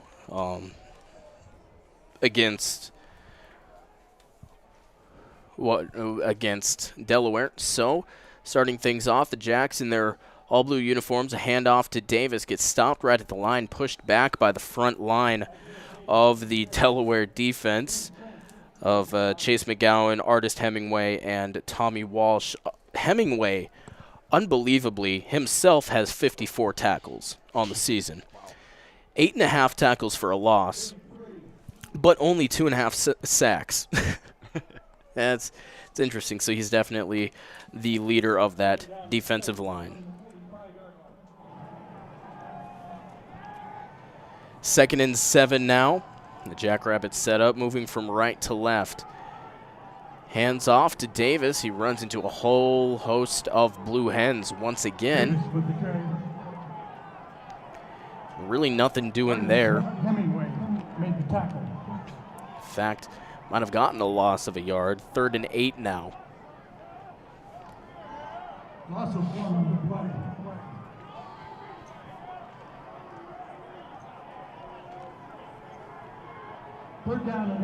Sitting up, and you mentioned that the shadow was going straight through the Jackrabbit logo at the 50. It's now basically engulfed all of it except the little ear. We're moving from the left side, the left 30, all the way into the right end zone. So. This is definitely setting over there. A nice pass over to the near sideline. Jackson Yankee. You know, it takes me a second. It really does. I have to make sure I get it right. Jackson Yankee over on the near sideline. They're going to spot it at the 44.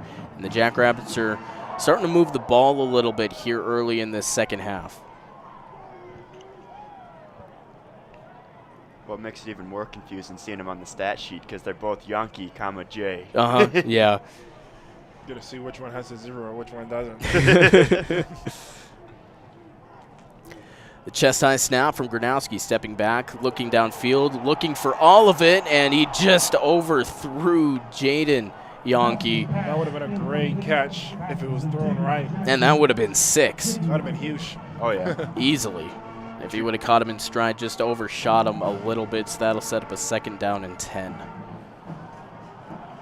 2 Jackrabbit receivers kind of in that area. It looks like it almost kind of split both of them, either one of them. The ball goes a little bit to the one way or the other. Could have changed the whole course of that play and the score.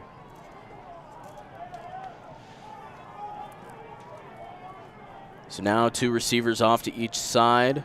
Have Davis in the backfield. Motion across by Hines from left to right. Now a handoff. Hits around the edge to Davis. Takes 3 Blue Hens to take him down. It'll be down past the 40. Now it'll be set up at the 38-yard line. 3rd and 4 now. The Jackrabbits facing the first third down of the second half. Ball is at the Blue Hen, 38-yard line. 3rd down and 4. Breaking is the Jackrabbits. The backfield disperses. They spread out all across the field. All receivers go, and a quick pass. It's enough for a first down, straight to Hines. Down to the 30. It looked like the Blue Hens defense wasn't quite ready for that play to develop on the right side. Yeah, they weren't. Or the left. It was a quick play. They would have had to been right on it. Well, yeah, there's three Jackrabbit receivers over there after they emptied the backfield, and only 2 defenders right on the line about 5 yards back. So yeah, one of those guys is going to be open quick off the snap. 21-6. Gronowski takes snap. Fake handoff, looking downfield, steps up, and he almost gets wrapped up. It definitely slows him down, but he still gets a couple of yards on that one. That's about a 6-yard gain. Going to set up a 2nd and 4. Something interesting I noticed, Tucker Kraft hasn't gotten any touches yet today. Wow. He hasn't gotten any balls thrown his way. Yeah. Whereas Zach Hines now has, but as I mentioned, it was only the 2 Yonke brothers and A.J. Coons in the first half. Yep. Yeah, it's a running game today, but hopefully they can get a pass to Kraft. So a handoff to Davis again, makes a couple guys miss, enough for a first down, all the way down to the 17-yard line, another first down for the Jackrabbits. The run game continues. Blue Hens don't seem to have an answer for it. Game 7 on the play. Whitehead with the stop. This is going to be the 9th play of this drive so far. Taking a decent amount of time off the clock. We're down to under 10.5 minutes left to go in the 3rd. Motion by Kraft. Snap. Chest high by Gronowski. Looking to the far side. Catches Mike Morgan. And that's going to be down at the 14. Couple of yard gain for the tight end. Starting to spread the ball around a little bit more. Added 2 more receivers onto the receiving yard stat line. Mike Morgan with only his 6th reception on the year. Gets a 3-yard pass on that one to set up a 2nd and 7.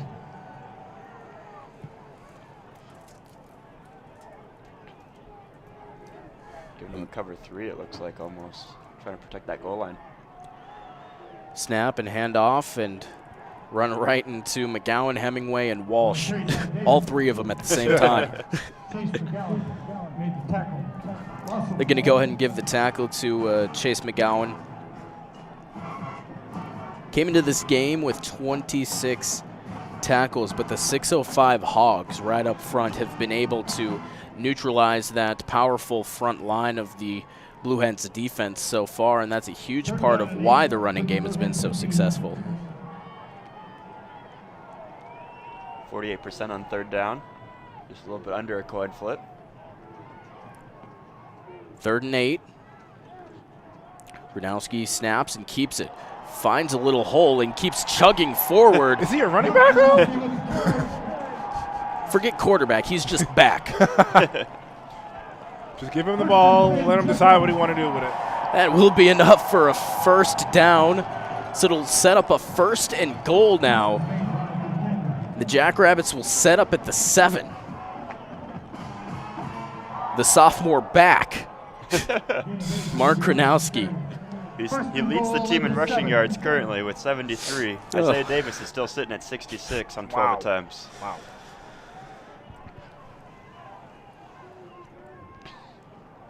Back off to his right.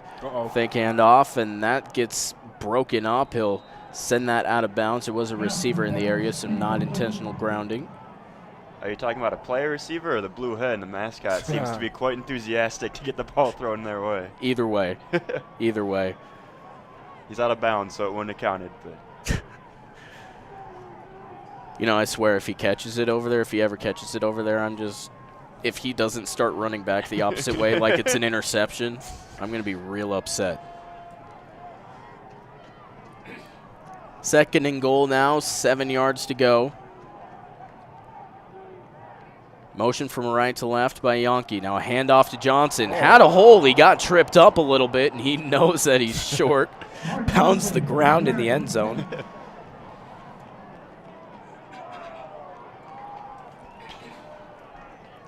So that'll set up at the 2-yard line. And a 3rd and short on the goal to go. Definitely has been the MO for the Rabbits today to run the ball, but this one looks like it might even be more of a run because both the Yonke twins just came off the field. 7.5 minutes left to go. Gronowski, chest-high snap. Another handoff to Johnson. He breaks it out towards the outside, gets pushed into the end zone for a Jackrabbit touchdown.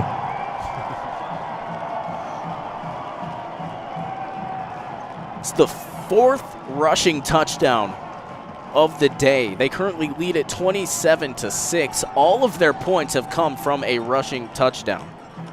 Mark Gronowski has 1 on the ground. Isaiah Davis has 2, and now Johnson has 1. Exceptional running game from the Jackrabbits today as Hunter Dustman and the kicking unit out to try and put 1 more on the board. Snap and the hold and the kick is good. Almost makes it under the roof for the Student Athletic Center. It does more often than not. Yeah, I keep track of it. I like to watch that. Yep. 28-6, 7.5 minutes left to go.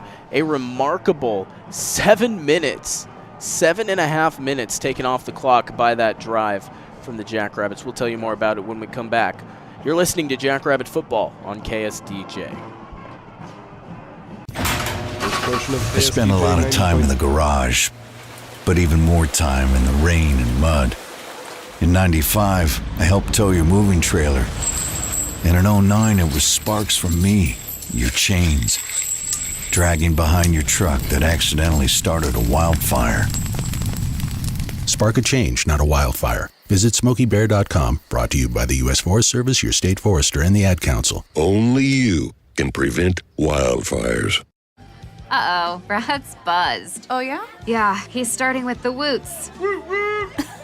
And now a speech. I just want to say that friendship is about heart and brain.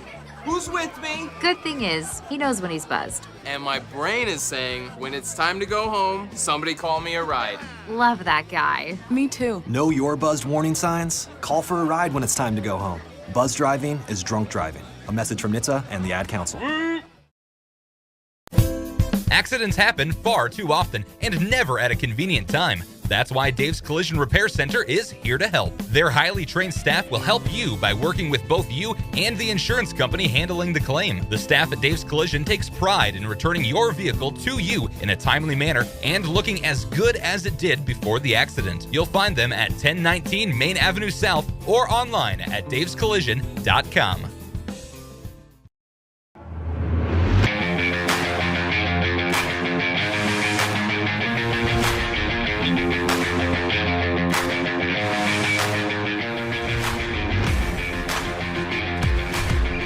A remarkable 14-play, 58-yard drive takes 7.5 minutes off the clock. That was the first drive of the second half. 28-6, that drive capped off by a 2-yard run from Amar Johnson. And the Jackrabbits have an even bigger lead. Well, the Jackrabbits not only take a bigger lead in the point totals, but they also take it in the rushing yards. They have 177 rushing yards to a total 141 total yards of offense for the Blue Hens. Absolutely incredible. The kickoff from Dustman will go into the end zone for a touchback. So the Blue Hens will start things out on the 25. I'd like to thank everybody for joining us here on KSDJ Radio, 90.7 FM through the air on YouTube as well, and on our website, ksdjradio.com. Brayden Byers, Tristan Hanna, and Paul Monson with you for part one of 2 events happening today. Thankfully, both of them for us are inside. Yes, we get to be for on, us. We don't have to sit outside in the cold for the Yeah, football. I think Tristan's a little bit chilly over there. No, it's fine. With the window open. It's okay. Are you sure? Are you sure? Yeah, it's okay. No money from the Bahamas. It's okay. Yeah, the one from North Dakota is the one that's standing in the middle with no window right in front of him, huh? 28-6, the Jackrabbits having a good day so far. Well, you look back at the historic games between the Blue Hens and the Rabbits. It was supposed to end. One team was supposed to have 3 points at the end of the game, so we don't know what's going to happen anymore. We don't know what's going to happen. It's still anybody's game since they got more than 3. But Yeah, I thought it was a rule. One of the teams had to have 3. We'll see if the Blue Hens decide to kick it into second gear here, see if they can get something going. Coming out of halftime. Yeah, this is going to be only their first drive of the second half. Well, they have both quarterbacks that they used in the first half out on the field throwing, warming up, so we're not sure who's going to take the snap. Are we going to see an unprecedented 2-quarterback formation? Are they going to put both quarterbacks out there at one time? They have to try something. Again, going back to Mark Gronowski's new position, back. Maybe they're going to do the same thing, except together they know they make one back. They can't both throw the ball. Yeah, they got to do something. At least on the same play. Yeah, yep. A double lateral maybe to do a jet sweep with the quarterback. Turns into a fake pass. No, that's something. that is something. They're going deep into the playbook for that one. So now the Blue Hens set up at the 25. Finally, timeout is over. Those get long, man.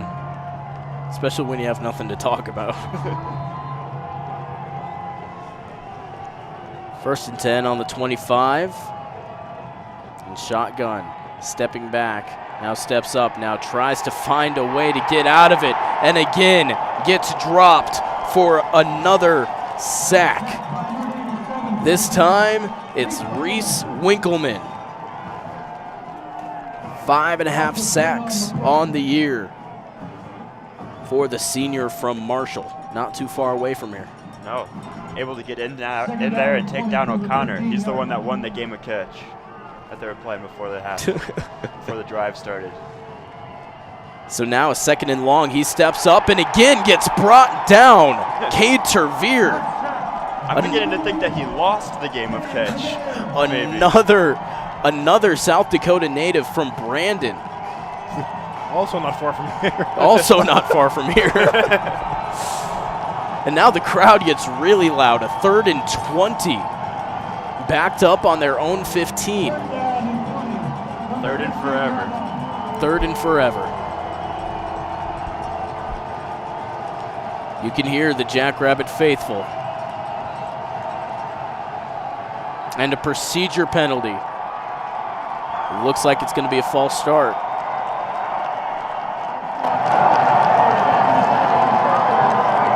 You can't even hear the referee, and he's got a microphone going through the speakers. The pressure is on. It is indeed going to be a false start, so that'll back them up another 5 yards, standing at their 10. The defensive unit is hyped up. The crowd is hyped up. And the Blue Hens, as you said, Tristan, are really feeling the pressure. The shotgun snap now, quick pitch out to Townsend, tries to make a miss, up to the 20, tries to fight closer to the 25. He does get closer, but it's going to be stopped at the 23. Still 4th and 13 for him. That's not necessarily a down you want to be going for. That's definitely not, and First-year head coach Ryan Carty agrees with you, Paul. He'll send the punt unit out. He's going to be punting from his own, let's see, he starts at his own 8. Will receive the ball. It looks like the Jackrabbits are stacking the line as well. The only guy that's back is the receiver. The punt gets muffed. It's going to be brought down for a touchdown. Far side referee signals touchdown. What a series of plays by the Jackrabbits, though. 2 sacks, and then they go for the punt. And now this happens? This is crazy. Dustman says, really? I'm coming out? They were just punting. The snap gets bobbled by Dinkle. It goes back into the end zone. He can't pick it up before the Jackrabbit rush gets to it. It's picked up for 6, 34-6. Dustman out there. The hold and the kick are both good. 35-6 now. The Jackrabbits don't even need to go on offense. Let's see, there's 4 or 5 Jackrabbit defenders there on that, compiling onto the punter. And nothing you can do about that. That's over at that point for him. The Jackrabbit defense stepping up in a huge way, as well as the special teams. 35-6. The Jackrabbits lead it. We'll step aside. You're listening to Jackrabbit Football on KSDJ. We'll be back right after this. When you're high, you feel different. You think different, you talk different, you draw different, you listen to music different, but you probably knew that. Problem is, you also drive different, and not in a good way. That's why driving high is illegal everywhere. So if you're high, just don't drive. Make a plan to get a sober ride. Because if you feel different, you drive different. Brought to you by NHTSA and the Ad Council.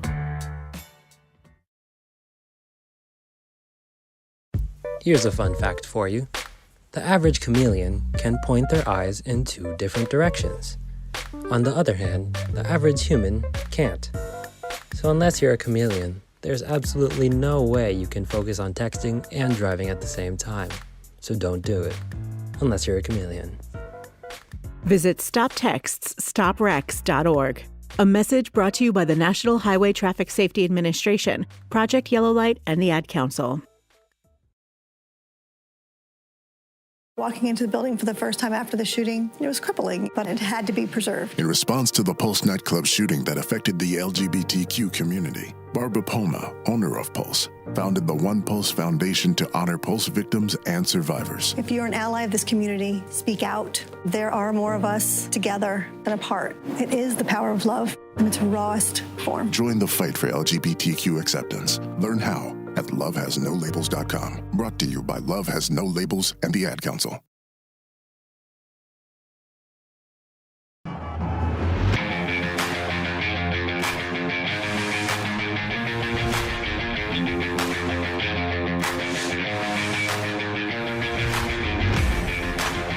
(35-6) on the bad snap that went over Dinkle's head. Gets picked up in the end zone by the Jackrabbit punt defense for a touchdown. 35-6 is the score, and I think it's safe to say the Jacks are currently blowing out the Blue Hens. I would say so. We're looking at, what is that now, 40% discount at this bookstore? 10% for every touchdown? Yeah. On Tuesday. Plug? Not sponsored, though. No, not yet. Trying to. We're working. So, once again, another touchback, and the Blue Hens are right back where they were. The snap picked up by O'Connor, a handoff given, and he gets wrapped up behind the line of scrimmage again. Immediately Jackrabbits in the backfield. Cumbie can't get anywhere.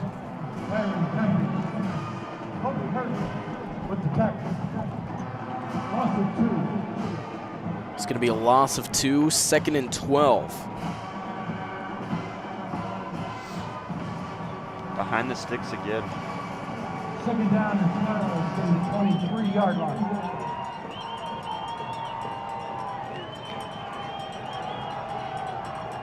Motion coming from left to right, a little bit of a pitch in front of him, and Cumbie will take it and can't even get back to the original line of scrimmage. It's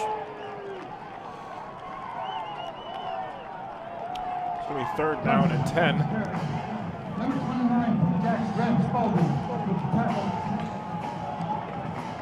Game of 2.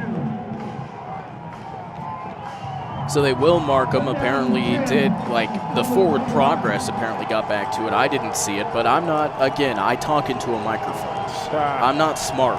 They're on the field. They can see it better. Exactly. 3rd and 10. And that's going to be a procedure penalty. Both teams are pointing each way. All I know is that Cade Trevere was in the backfield. And they're going to be a false start. He was right. Jumped the line and saw something. Saw some movement. Good on Cade. 35-6, just under 4 minutes left to go in the 3rd. The Blue Hens now backed up. That's a 3rd and 15 on their own 20. Jackrabbits are just protecting the line to gain right now. 2 receivers on each side. Back in the backfield. Clap and snap by O'Connor. Stepping up, the pocket collapses again. He gets brought down for the 4th time, excuse me. There were 2 sacks, but the 3rd time in 2 drives. Does this count as a sack, or did he run and then get taken out? Exactly, yeah, that's a good point. Yep, a gain of 2. Okay. So it will be a tackle, but still an excellent display from the Jackrabbit front line on the defense. And that's only 3 of them. They only brought 3 on the rush there, and all 3 of them made it into the pocket. That's outstanding. Another punt. Dinkle gets the snap this time, a low punt, and it's going to bounce, and Yonke's just going to walk away from it and let it do whatever it wants. Will finally roll to a stop at the 41-yard line of the Jackrabbits, and that's still pretty good field position. He's kicking into the wind now. That flag is back blowing. 35-6 is the score, and you mentioned that. Well, currently it is 23 degrees here, which is up 2 degrees from when we started, if you can believe it, Tristan. Yeah, and the wind's blowing at about 11 miles per hour, which doesn't seem like a lot, but it's pretty significant for a ball with that type of aerodynamics. Ooh, almost caught by Hines. Tried to get it to him. Slipped right out. So that'll set up a 2nd and 10. Just a shadow update for you. The shadow starts at the right side of the field, at the 40-yard line, and continues out the back. It's mostly covering the field at this point. We're over. We're done. It's done. 2nd and 10, 2.5 minutes left to go in this 3rd frame. Clap by Gronowski. Now a signal to motion to Yonke. Now a handoff. But he gets rocked. Stuffed in the pocket. 3 Blue Hens were right there, ready to meet him. It's going to be about a 2 or 3 yard gain. They're going to mark it as 3, a 3rd and 7 now, as Davis got hit pretty hard, but he's all right.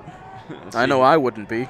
Yeah, he stayed out there, I think. So. Yeah, all I know is that if I got hit that hard, I would not be conscious right now. We'll let them play the football. We can just sit and talk about it. Huh? Talk into microphones, exactly. Sit in the warm and just talk about it. Sit in the warm. That's the most important part. Stepping back, Gronowski.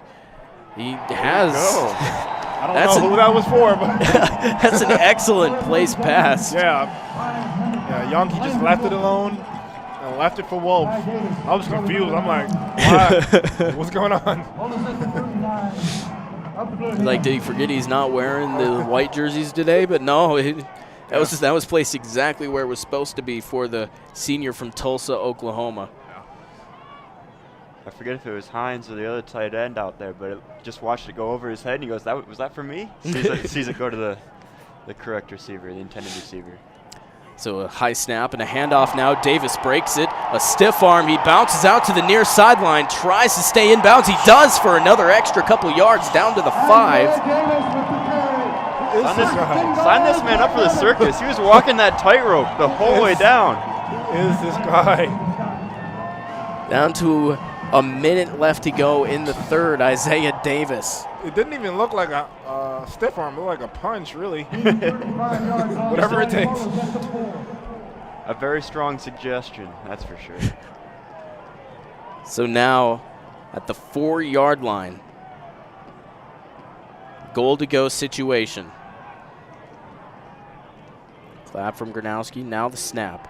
Fake handoff, looking towards the near side. Has Yankee open. Did he get a foot in? Did he get a foot in? And the referee signals yes. What a catch. Touchdown, Jackrabbits. Gets that foot in. As you know, in the NFL, you need two to get in. But in college, you only need one.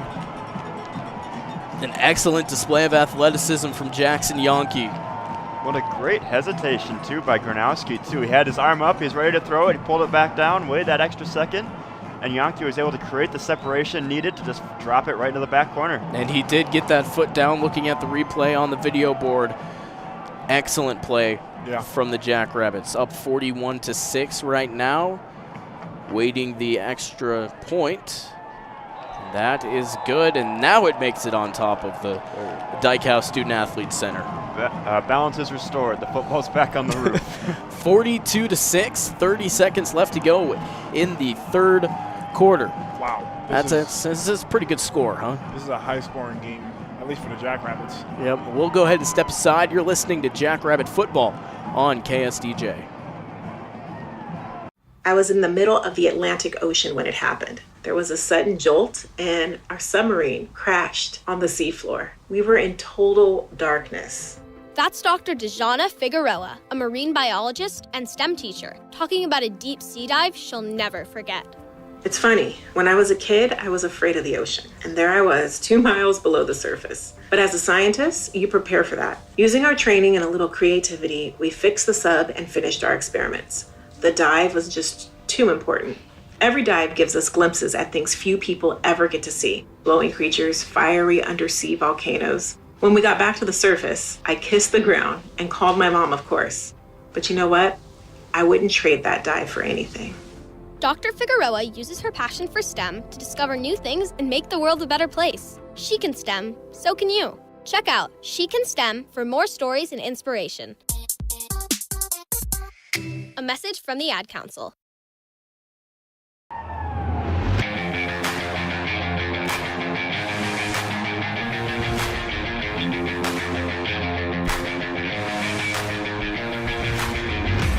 Yeah, well, the 60-second PSA gets us here a little tardy, but we only missed the kickoff and nothing too exciting happened. Ball's going to be spotted at the 25. I do believe that's the third drive in a row that the Blue Hens have started out on the 25. And they have yet to be ahead of the chains in the third quarter, don't they, the second half? I do believe so. Only 30 seconds left in this third quarter. 2 receivers wide to the right. Now a handoff straight to Cumbie. Fights getting near the 40-yard line. There they go, moving the sticks. Shades. Cale Reeder with the tackle. 1st and 10. Cale Reeder gets the stop. To the left, a back in the backfield, and a receiver to the right. Now a handoff again to Cumbie. Fights forward for a few extra yards. It's 2 consecutive runs up the middle for the Blue Hens, and they've picked up the most yards in the third quarter that they did on those 2 plays. And now that will run us to the end of the third quarter. When we come back, we will have fourth quarter action here on KSDJ. We'll be back right after this. If you're worried your friend may be struggling, remember, you don't have to be there to be there. You could say how are you or get a fake tattoo. You could ask with an app if it works for you. You could write him a text or knit him a sweater. If you can't be together, you could write him a letter. Whatever gets you talking. Whatever gets you talking. You could chat on the game, kick off your flip-flops. You could ask on your couch while you binge watch. However you do it, you gotta ask a friend. And if they don't share, you can ask again. Whatever gets you talking. Whatever gets you talking. Reach out to a friend about their mental health. Learn how you can help at seizetheawkward.org. Brought to you by the Ad Council, American Foundation for Suicide Prevention, and the JED Foundation. I like it.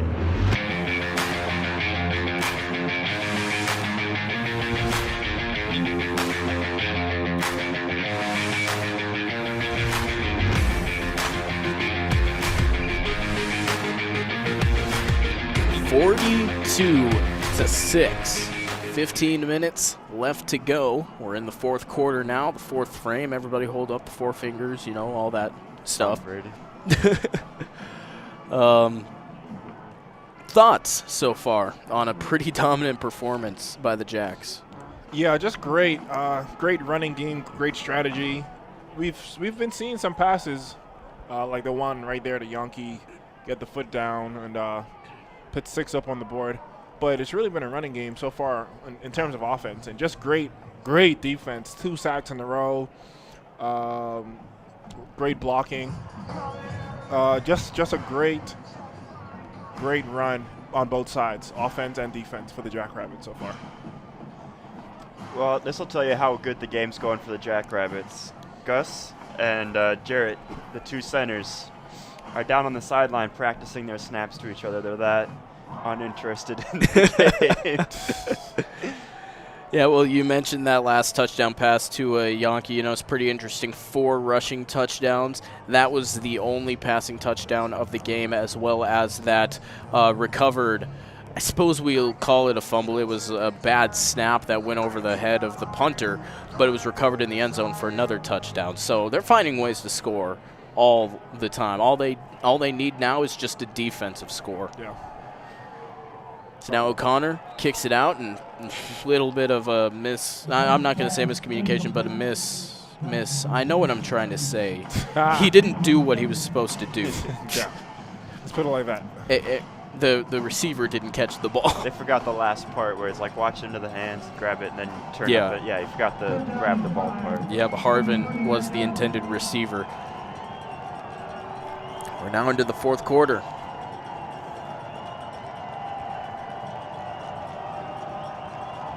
Shotgun. Clapped once, clapped twice, and now kept it. Now a pitch back towards the side. It didn't do anything, but it's cool.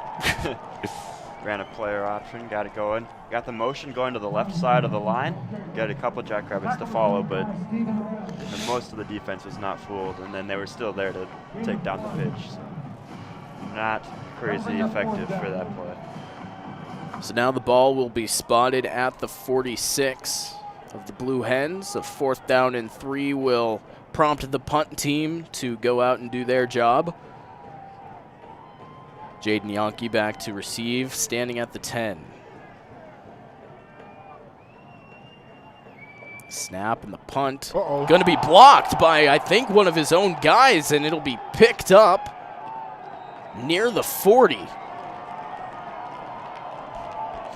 Yeah, we are right next to the play coordinators of FCSU, and they are loving this. they're loving every it up, moment huh? of this. Yeah. Saying, "Oh my God, we can read the lips." They're just loving this, having a great time in that room. Who wouldn't be?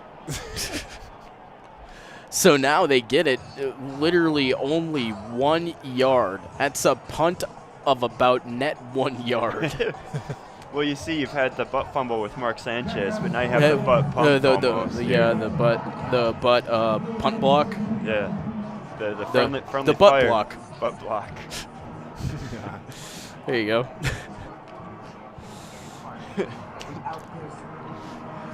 14 minutes, 42-6 left. I messed that up. 42-6. The Jackrabbits lead it. 14:05 left to go in the fourth. There we go. That sounds Man, we still closer. have to do another broadcast after this? We got basketball. We get to walk across, go to Frost or First Bank and Trust Arena, and sit courtside on the hardwood. Trained the turf out for some basketball. Yeah, see, it was clever. I overheard somebody earlier this year. We had a football game and a volleyball game on the same day. Okay. That was, I think it was Hobo. I want to say it was Hobo Day. Either way, it was the USD-SDSU volleyball game. It actually broke the record for most attendees of a volleyball game in Frost. It was on a Saturday, so there was a football game here. I thought it was pretty clever. They called it the Hike and Spike doubleheader. I can't come up with a good name here. That's too clever. That's a good hike and spike. A hike and spike doubleheader. See, they had, I think they had I think the last time the Jackrabbits played here, which would have been November 12th, I think they also had a wrestling match that day too. I think they did. And so I was like trying to come up with something stupid like hike and spike for that one too, and I couldn't. I'm just trying to come up with a good rock. Oh, thing to come with the dunk. I just found out one. If there ever was a football game and a wrestling duel at the same day, the tackle and grapple. There we go. There we go. Man, I'm too good. Need to get paid more. I need to get paid more. Handoff to Johnson, cutting up the middle, now down to the 35. And there's a little bit of extracurriculars going on around the 30-yard line. Oh! Some taunting. And the crowd don't like that. You just do the L dance on him? He did. He did indeed. Yeah, they weren't even involved in the play. Yep. Looks like Jackson Yonke, and was it Jackson? I want to see it again. Was it? I'm not even sure. I thought that said 19. Was it 19? Coons? Yeah, no, it is Coons. AJ Coons and I think that was Amonte Struthers, I want to say, got into it. Coons kind of tackled him after the play happened, and a couple of stuff. Now a timeout taken by Delaware. Well, the interesting part about that play is it was a run up the middle. Mm-hmm. Wow, he just threw his helmet off on the sideline.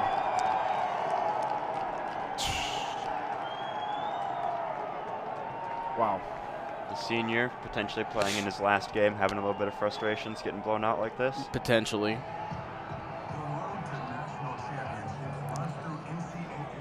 And with the hood on over there. Oh, he just pushing his teammates now. Ain't nobody. Yeah, he's out of order. Like, this is there is no excuse for this right now. Down 42-6. I can definitely see how there could be a lot of emotions happening on that sideline. Like, they had a pretty good year. I do believe, well, I don't have to believe, I can just like take a look at here. They won their first 5 games, and then they started trailing off with a loss to William and Mary, Elon, Richmond, and Villanova to end 4-4 in their conference schedule and 8-4 total. But they did squeak into the playoffs as an at-large bid, and on paper, upsetting St. Francis, even though a lot of people thought Delaware would beat St. Francis, and they did. That's why they're here. But now coming here, it's a tough situation. They had to know it wouldn't be easy coming in as an at-large and then moving into playing the #1 seed and all of FCS. It's rough, and like the #1 seed is the #1 seed for a reason. It gives you the easiest path. Right. Well, they did. Because now next week they're going to play the #8 seed. Moving up, getting a ranked opponent. Yep. And it is a seeded opponent, but still, it's #8 out of 8. Like, I hate to be that person, but it's still #8 out of 8. is going to be the Holy Cross Crusaders next week, who beat New Hampshire today. Motion from right to left now, a 2nd and 4. And I do believe Keaton Heidi is in at quarterback now. Gives a handoff to Johnson, Amar Johnson, and can't get anything going there. That makes sense that they're taking Karnowski out, and Isaiah Davis looks like his day might be over. Not because he hurt himself, but yeah, the game's just that far out of reach. They got teammates swinging at each other on the other side.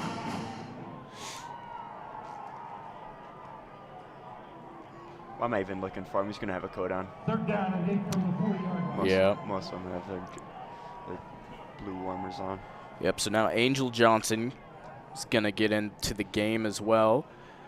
Heidi claps in the shotgun, chest high snap, a handoff to Johnson. Goes behind his blockers, had a little bit of room down past the 35, now to the 33 or 32. One of the two. He had 2 good moves in there, 2 good cuts. Both ended up right behind blockers. Yeah, and the Jackrabbits are going to get another phenomenal talent, and I'm not boasting this just because I used to play football against him in high school, but from Harriet-Selby area up north in South Dakota, there's a guy named Brendan Begeman. He just committed to the Jackrabbits, and he is currently South Dakota's 9-man rushing yards leader.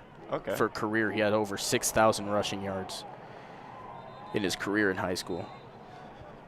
So, again, continuing the running back talent that comes through here, starting, well, this is my first year here, so from what I can remember, Pierre Strong Jr. Last year, and now Isaiah Davis, and feeding it along with Angel and Amar Johnson and Josh Burai getting in there sometimes, and it's a pretty good group. It's kind of like the Packers handing the extraordinary quarterback rank down. Yep, exactly. Just great mentors, players of the game, masters of the game. Mm-hmm. And the tight ends, too, for this group. I mean, you had Dallas. There we go. I couldn't remember his first name. Dallas Goddard last year, as he's going to spin around there for the Blue Hens. Dallas Goddard last year, then feeding into Tucker Kraft, who said he's declaring for the draft this year, and then Zach Hines, graduating, also has the potential to get drafted, and then behind them, Mike Morgan and Iowa who? Their tight end university? No, SDSU's tight end university. Exactly. A shotgun snap taken by O'Connor, moving towards the right. He'll throw it into the sideline. Almost took out their Powerade. Not the Powerade. It's going to be cold Powerade, I'll tell you that much. Definitely. 42-7. 11-11 on the board. Make a wish. 3rd and 8.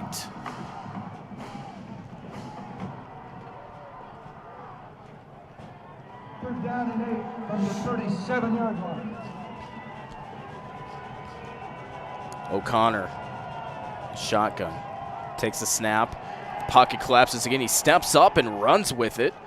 He'll try and hit it towards the near sideline. He gets past the 40 and is finally brought down at the 42.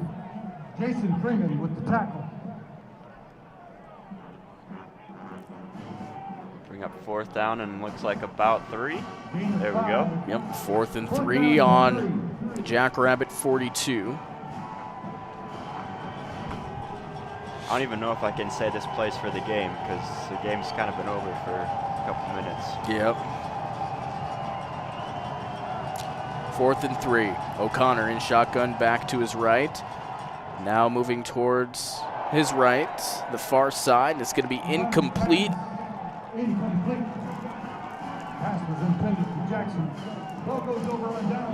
1st and 10 Jackrabbits. So now that'll be a turnover on downs.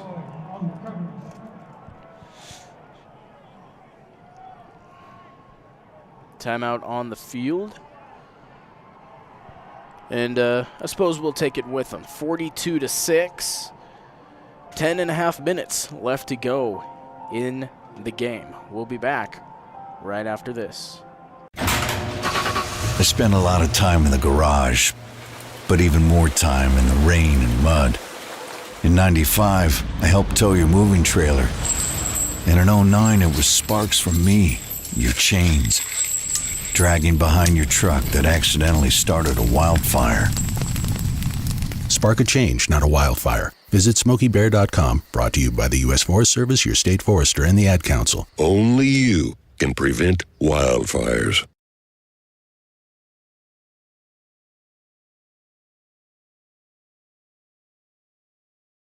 Uh-oh, Brad's buzzed. Oh, yeah? Yeah, he's starting with the woots. And now a speech. I just want to say that friendship is about heart and brain. Who's with me? Good thing is, he knows when he's buzzed. And my brain is saying, when it's time to go home, somebody call me a ride. Love that guy. Me too. Know your buzzed warning signs? Call for a ride when it's time to go home. Buzz driving is drunk driving. A message from NHTSA and the Ad Council. Accidents happen far too often and never at a convenient time. That's why Dave's Collision Repair Center is here to help. Their highly trained staff will help you by working with both you and the insurance company handling the claim. The staff at Dave's Collision takes pride in returning your vehicle to you in a timely manner and looking as good as it did before the accident. You'll find them at 1019 Main Avenue South or online at davescollision.com.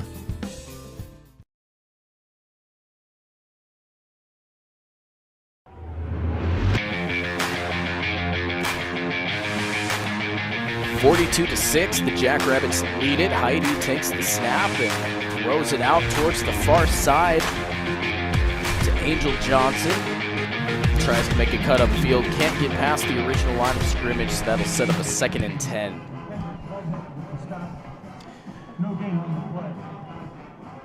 Just over 10 minutes left to go in this one. The Jackrabbits will advance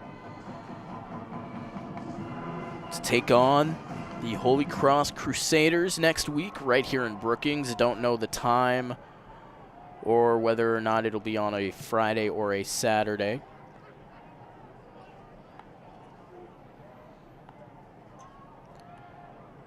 Clap and a handoff. Still on his feet. Johnson just won't go down, although he gets brought back. Brought down, back behind the line of scrimmage, a loss of maybe about 3. This will be a 3rd and 13, ball on the 45. I don't think we know when the game will be. At least on the bracket I have saved, we don't. Let me go ahead and look that up. Maybe I'll have some insight that I don't already know, which I don't know a lot. Tristan, I don't know if you realize that.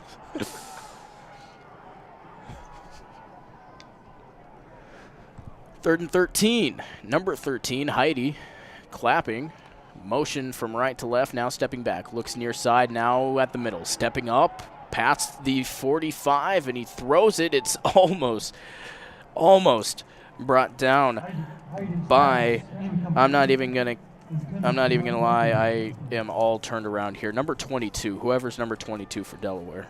See, I never said I was a good play-by-play guy. Nick Ware is who that was. I never said I was a good play-by-play guy. It's a lot of numbers to keep track of. It's a lot of numbers, man. Yeah, I don't think we know when that will be played, but we know it will be played here in Brookings. So, 4th and 13. Back to receive, going to be Jordan Townsend. It's going to bounce and going to be down right at the 1-yard line. Couldn't have asked for a better spot. Could not. Great special teams play. And Townsend just kind of gave up on that one. It bounced right backwards and right into the arms of number 13 that technically is listed for the defense but plays on special teams as well. Can't get any better than that right there. Yep. Aiden Dowderman, the cornerback, downs it right at the 1. And Hunter Dustman, the exceptional special teams men for the Jackrabbits. So at the 1-yard line, the Blue Hens try to find something up the middle, can't get it going.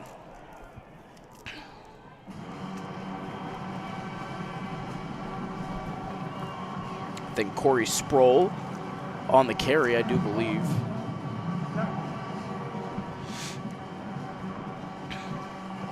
Man, that would be annoying to have that band playing right in your ear, wouldn't it? Oh, that's the best part. I was in the Pride for 3 years. Oh, yeah? It's a good time right there. Sit right between the uprights and get to play really loud, especially when they're right there. Woo-wee. Yeah, that's what home field advantage does for you.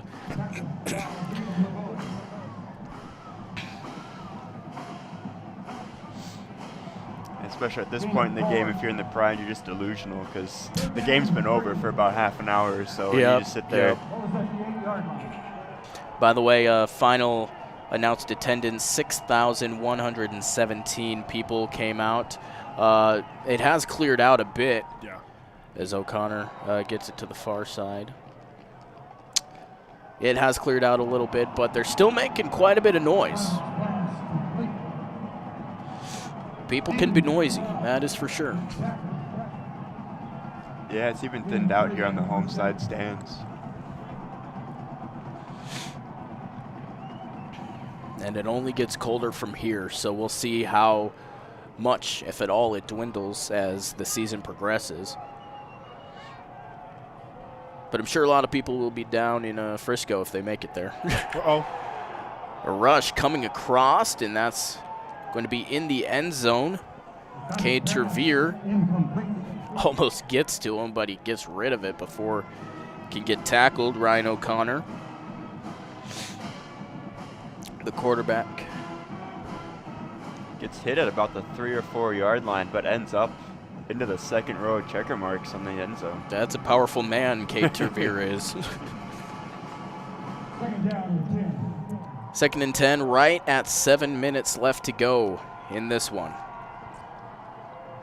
Ball on the 12-yard line. 42-6, the Jackrabbits lead. Handoff, given and gets stopped by the defense. It's taken a little bit to get him down, however, but does not go much of anywhere past the initial engagement spot.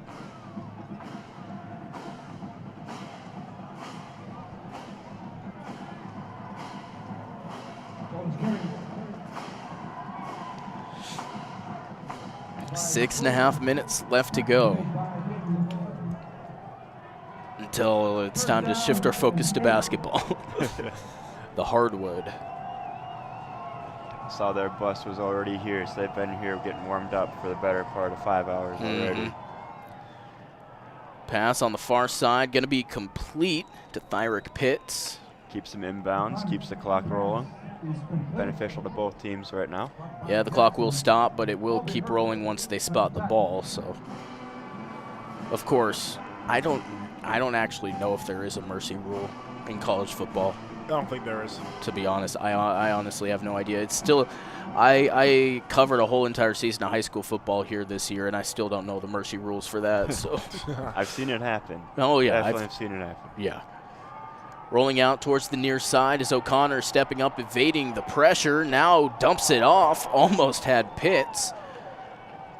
Couldn't get it to connect.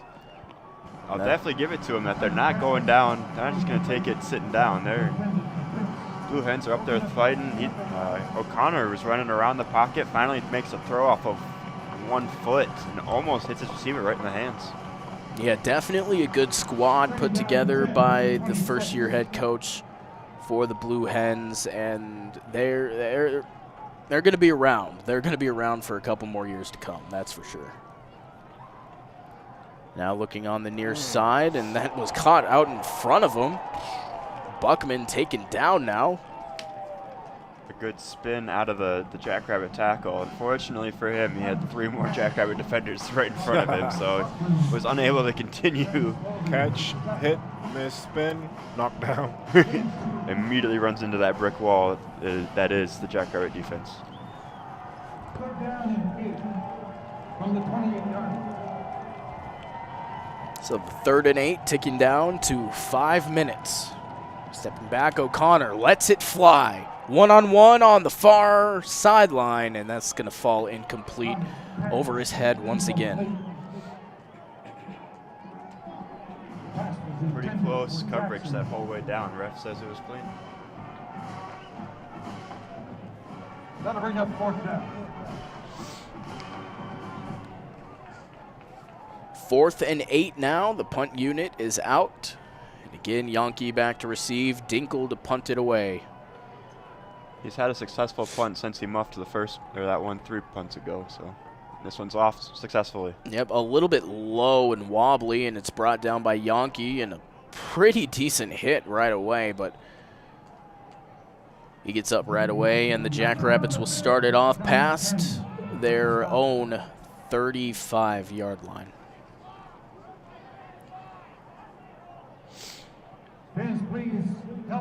And I think they're just going to pound the rock here. Yeah. Well, what do you think? Blue Hens do have 2 more timeouts, but there's not really a point in using them at this point. No. 42-6. Just under 5 minutes left to go in the 4th. This is what Stig's telling him in the huddle right now. Keep it between the hashes and let's just keep it on the ground. Ball security and run out the clock. The key fundamentals of the rest of this 5 minutes. Well, a staple at SDSU football games, the Pride has finally started playing coal mine, which signifies that the game is basically over. Almost there. We're close.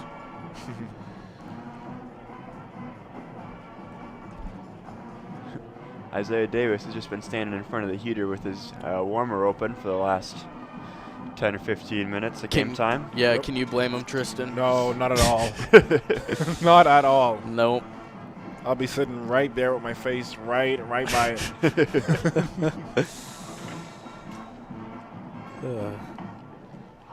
How did the girls do in basketball in the Bahamas at Battle for Atlantis? Yeah, they did actually pretty decent. Okay. They lost their first game to UCLA. Okay. And then they bounced back and they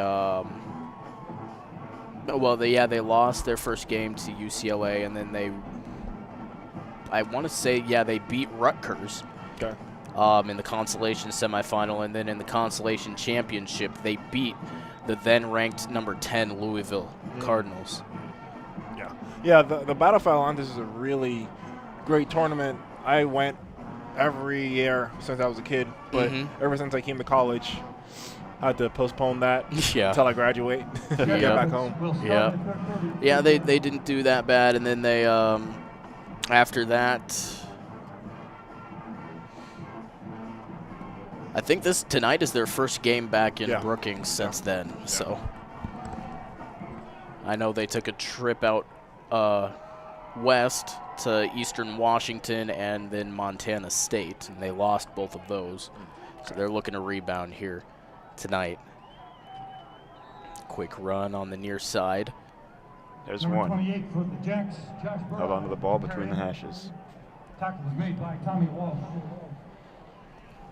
Virtually no gain, 2nd and 10. And No gain on the play. see, when you're playing a video game, when you're playing Madden or something like that, there's this option that you can turn on that's called Chew Clock, and it speeds it up so that you don't have to sit the whole entire play clock here waiting for them to run the ball.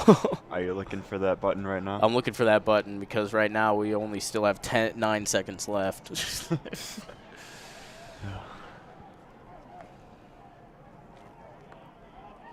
The snap and another handoff. Picked up Josh Burrow in the game now. Burrow with the carry. That's going to be a loss of 1, so a 3rd and 11 now. Loss of 1 on the play. On the 37. Switching out the backs.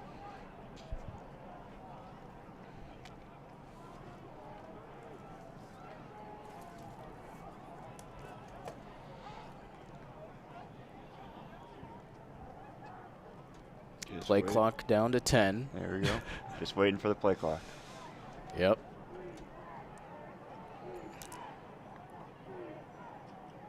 Heidi has Johnson go to his right. Now another handoff, cuts back towards the middle and fights his way through It's past the line of scrimmage and past the 40-yard line, but not much beyond that. It's going to be at the 41. And the Jackrabbits will look to Dustman. That'll bring up 4th down. Two teams switch. On the 4th and 7, Townsend back to return and Dustman to punt. The field just looks cold from all the way up here, I'll tell you that much. Yeah. Sun's been down off the field now for the last quarter at least. Snap and the punt. Going to be decent. Goes off towards the far sideline and finally going to be brought down. Play coordinators wanted him to let that bounce again, but he caught it instead. Aaron Kusler absolutely picks it up. Pissed.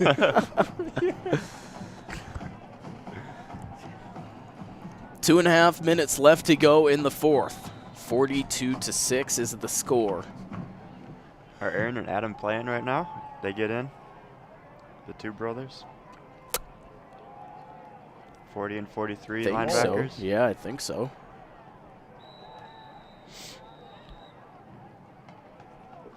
You hear the stories like twins that can switch out classes in middle school, and the teachers don't know the difference between the brothers. Yeah.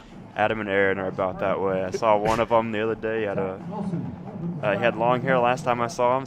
I saw him. He had a haircut, and I went, "Oh, okay, cool." Saw him the next day with a mullet, and I said, "How did you get another? How'd you grow out all your hair in 6 hours?" That's funny. Found out it was Aaron. And Adam had gotten a haircut. I did not realize there were two brothers. Yeah, the handoff gets closer to the 35 now. Probably mark it at the 34. They're going to give it to him at the 35. I mean, it's not a first down or anything like that. It's not a game-changing call by any means. Absolutely not. 1 minute 29.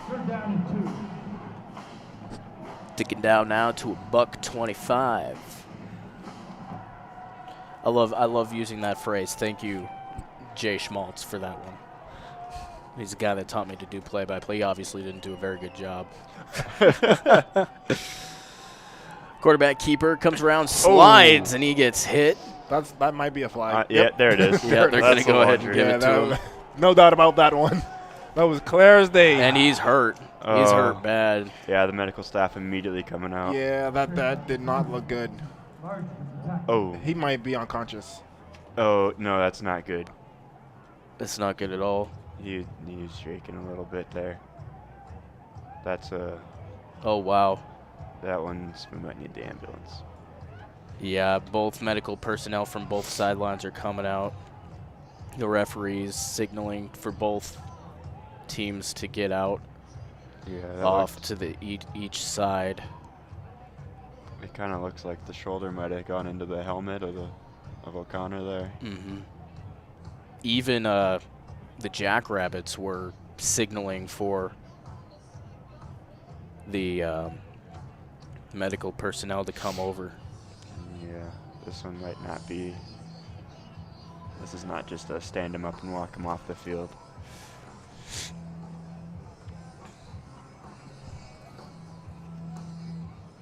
Got the NCAA Division I football banner playing in the scoreboard because that replay would not pass. Still on the ground, huddled around. Both teams on the knees and the up. They're going to bring the board out. Here comes the stretcher. Yeah, that was a hard hit. That was a really hard hit. And it's 1 minute. Just 1 minute, 7 seconds left. Mm-hmm. That's all it took. And this game would have been done. But unfortunate situation here.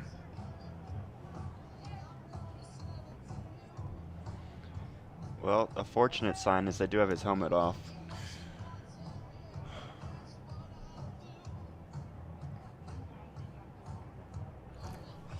Yep. Both teams taking a knee as a sign of respect for this player. 42-6, a minute 7 left to go.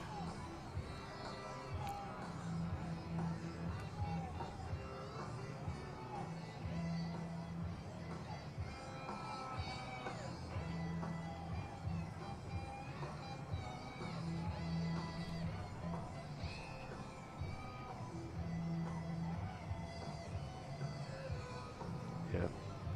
There's not a player standing on the Jackrabbit sideline. Mostly everybody here is taking a knee, and the Blue Hens have walked their way out just to about the far hash in support of their quarterback.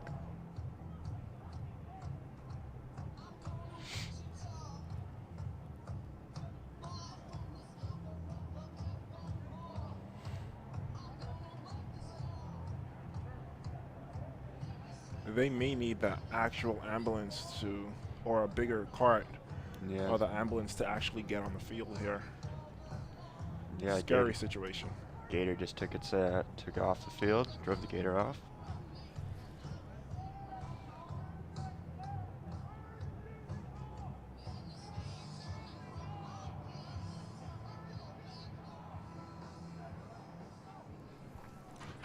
Hey, is there music out here?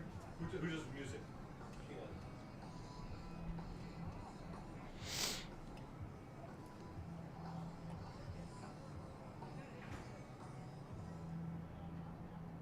So O'Connor's still on the ground right at the 40-yard line. Gator's making its way back from the left end zone.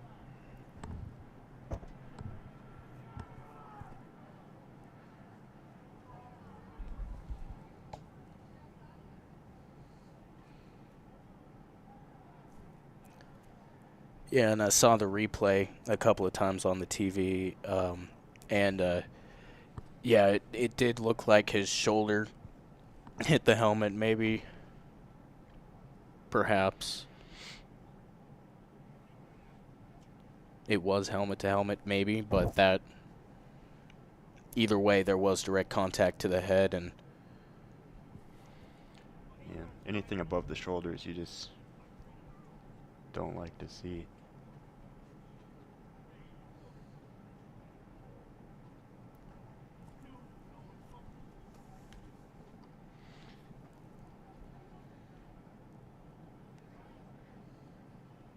yeah, it looked like it was more the back shoulder that hit it. It sends the head down and immediately into the turf, too, Yeah. so he got hit twice. Once by a player and once by the turf. You know, plays like this remind me of, I don't know if you guys know, someone, his name is Inky Johnson. He played for Texas, got hit really hard, and I don't even want to say what happened after, but yeah, just very unfortunate. And situations like this, I think of Tua from Miami. Yeah. That's exactly what I was thinking about.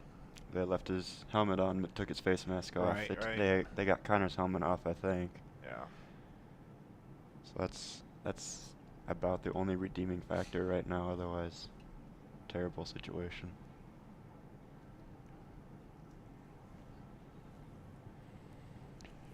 And they're going to go ahead and lift him up and put him on the back of the Gator and cart him off.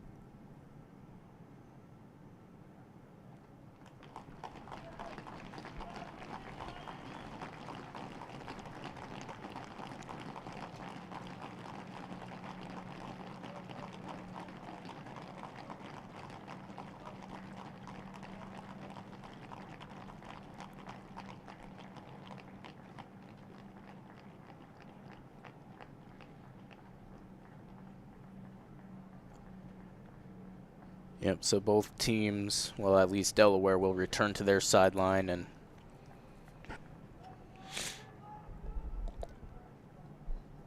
Now, it's almost an impossible task to do to return to football after that, but Late hit, number 37 of the defense. The penalty would be 15 yards. Under the circumstances, the games committee and coaches and ADs are ready now to end the game. The game's over. and I think that's the right decision. Yeah. Makes sense. Definitely. So the game will go ahead. We'll just forgo the minute 7 that is left on the clock, and I personally think that is the right decision, and obviously the coaches and the ADs and the committee think so as well. So the final score, 42-6. Obviously, terrible way to end it. Looking at the South Dakota from the South Dakota State perspective, I mean, obviously you're happy, you're glad you got the win. Yeah, and but number 37 can't even go over there and shake everybody's hand after that. Could turn into an ugly situation. Yeah. Just guiding him off the field,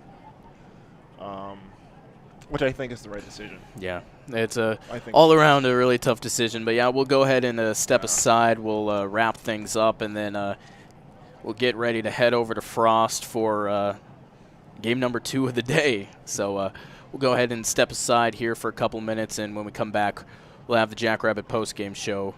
You're listening to Jackrabbit Football right here on KSDJ. When you're high, you feel different.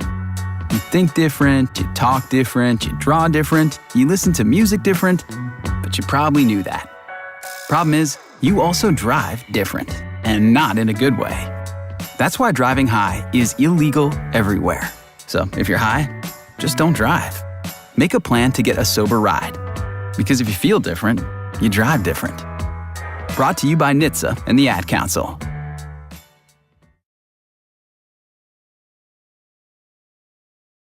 Here's a fun fact for you. The average chameleon can point their eyes in 2 different directions. On the other hand, the average human can't. So unless you're a chameleon, there's absolutely no way you can focus on texting and driving at the same time. So don't do it, unless you're a chameleon. Visit StopTextsStopWrecks.org. A message brought to you by the National Highway Traffic Safety Administration, Project Yellow Light, and the Ad Council. Walking into the building for the first time after the shooting, it was crippling, but it had to be preserved. In response to the Pulse nightclub shooting that affected the LGBTQ community, Barbara Poma, owner of Pulse, founded the One Pulse Foundation to honor Pulse victims and survivors. If you're an ally of this community, speak out. There are more of us together than apart. It is the power of love in its rawest form. Join the fight for LGBTQ acceptance. Learn how at lovehasnolabels.com. Brought to you by Love Has No Labels and the Ad Council. I was in the middle of the Atlantic Ocean when it happened. There was a sudden jolt and our submarine crashed on the seafloor. We were in total darkness. That's Dr. Dejana Figueroa, a marine biologist and STEM teacher, talking about a deep sea dive she'll never forget. It's funny, when I was a kid, I was afraid of the ocean, and there I was, 2 miles below the surface. But as a scientist, you prepare for that. Using our training and a little creativity, we fixed the sub and finished our experiments. The dive was just too important. Every dive gives us glimpses at things few people ever get to see. Glowing creatures, fiery undersea volcanoes. When we got back to the surface, I kissed the ground and called my mom, of course. But you know what? I wouldn't trade that dive for anything. Dr. Figueroa uses her passion for STEM to discover new things and make the world a better place. She can STEM, so can you. Check out She Can STEM for more stories and inspiration. A message from the Ad Council. If you're worried your friend may be struggling, remember, you don't have to be there to be there. You could say, how are you, or get a fake tattoo. You could ask with an app if it works for you. You could write them a text or knit them a sweater. If you can't be together, you could write them a letter. Whatever gets you talking. Whatever gets you talking. You could chat on the game, kick off your flip-flops. You could ask on your couch while you binge watch. However you do it, you gotta ask a friend. And if they don't share, you can ask again. Whatever gets you talking. Whatever gets you talking. Reach out to a friend about their mental health. Learn how you can help at seizetheawkward.org. Brought to you by the Ad Council, American Foundation for Suicide Prevention, and the JED Foundation. I spent a lot of time in the garage, but even more time in the rain and mud. In '95, I helped tow your moving trailer. And in '09, it was sparks from me, your chains, dragging behind your truck that accidentally started a wildfire. Spark a change, not a wildfire. Visit SmokeyBear.com, brought to you by the U.S. Forest Service, your state forester, and the Ad Council. Only you can prevent wildfires.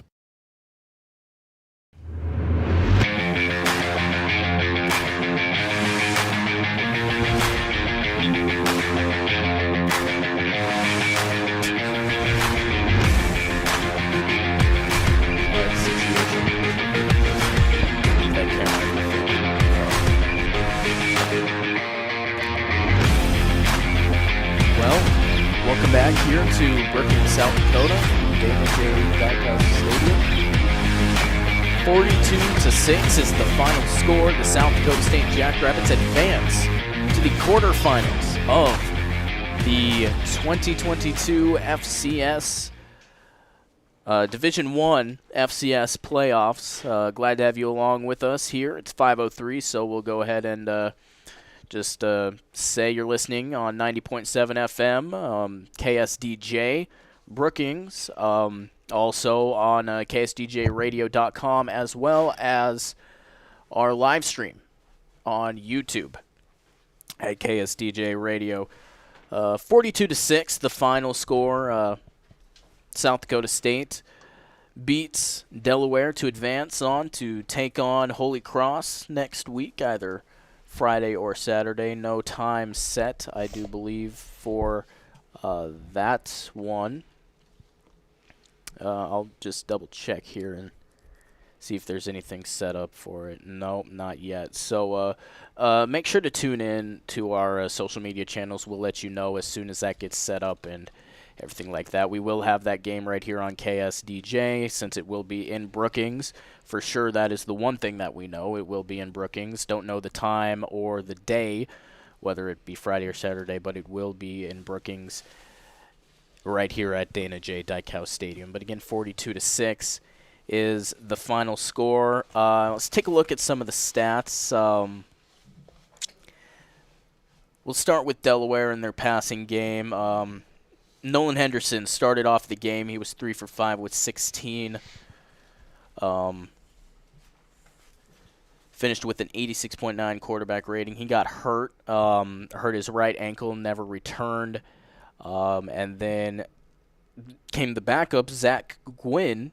He was 3 for 3 for 8 yards, 100% completion rating. Obviously, not sure why they decided to opt for O'Connor, but they did, and that's who finished out the game. O'Connor was 10 for 21, 104 pass yards, completion percentage of 48, ending with a QB rating of 89.2, and unfortunately right there gets hit by a Jackrabbit, number 37, Tucker Large, and really just an unfortunate circumstance. Got hit in the head and neck area, was down for an extended period of time, and the committee and the ADs got together. We actually, from our vantage point here, see the ambulance and the medical personnel over there escorting him to the hospital. So an unfortunate circumstance and an unfortunate way to end the game here. Definitely praying for him and obviously the whole entire Delaware team, obviously, because you hate to see one of your guys go down, especially like that. But he ended with 10 for 21 and 104 passing yards, as well as 13 rushes for 11 yards. Looking at the rushing, the leading rusher, Kyrin Cumby, had 10 rushes for 23 yards, averaging 2.3 yards per carry. Right behind him is number 23, Quincy Watson. He had 2 rushes for 19 yards, averaging 9.5 per carry. And then behind him was Corey Sproul, who had 4 rushes for 13 yards, averaging 3.3.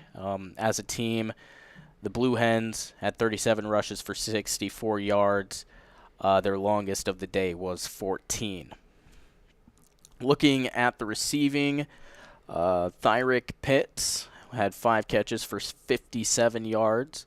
His longest was 30 at 10 targets. Also, Jordan Townsend with 4 catches for 24 yards. His longest was 12, and he had 5 targets. And Marcus Yarns had 2 catches for 25 yards. His longest was 20 and had 2 targets. So looking at the Blue Hens, the final numbers, 192 total yards, 128 of them were through the air, 64 of them were on the ground. They had 5 penalties for 25 yards, 13 first downs, were 6 for 18 on third downs, 1 for 3 on fourth downs, and they averaged 2.9 yards per play. They finished with 31 minutes of total time of possession. Now the Jackrabbits had 2 quarterbacks play. Mark Gronowski most of the game, 11 of 15, a 131, and a passing touchdown. He had a 73% completion percentage and a QBR of 168.7. He then got taken out, and Heidi came up with him after the score got out of hand. He was 1 for 2 with no passing yards and no touchdowns. So as a total, 131 passing yards and 1 touchdown off of 12 for 17 passing for the Jackrabbits. For rushing, Isaiah Davis had 14 carries for 104 yards, eclipsing that 104-yard mark. 2 rushing touchdowns. His longest was 35, averaging 7.4 yards per carry. Mark Gronowski had 8 rushes for 73. He did not finish as the leading rusher for the Jackrabbits, but he sure had a really good attempt at it. That's for sure. 1 touchdown for him. His longest was 51 and 9.1 yards per carry. And Amar Johnson had 9 carries for 40 yards, 1 touchdown. His longest was 9, and he averaged 4.4. So as a team, they had 37 carries for 222 yards, 4 rushing touchdowns. 51 was their longest by Mark Gronowski. And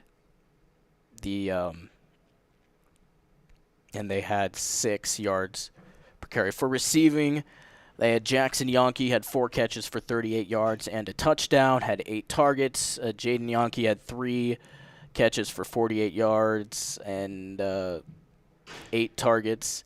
And then Landon Wolf behind them with 1 catch for 17 yards and only 1 target. The Jackrabbits had 353 total yards, 131 passing yards, and 222 rushing yards. He had 3 penalties for 20 yards, had 16 first downs, was 6 for 11 on third downs, 0 for 1 on fourth downs, and they averaged 6.5 yards per play.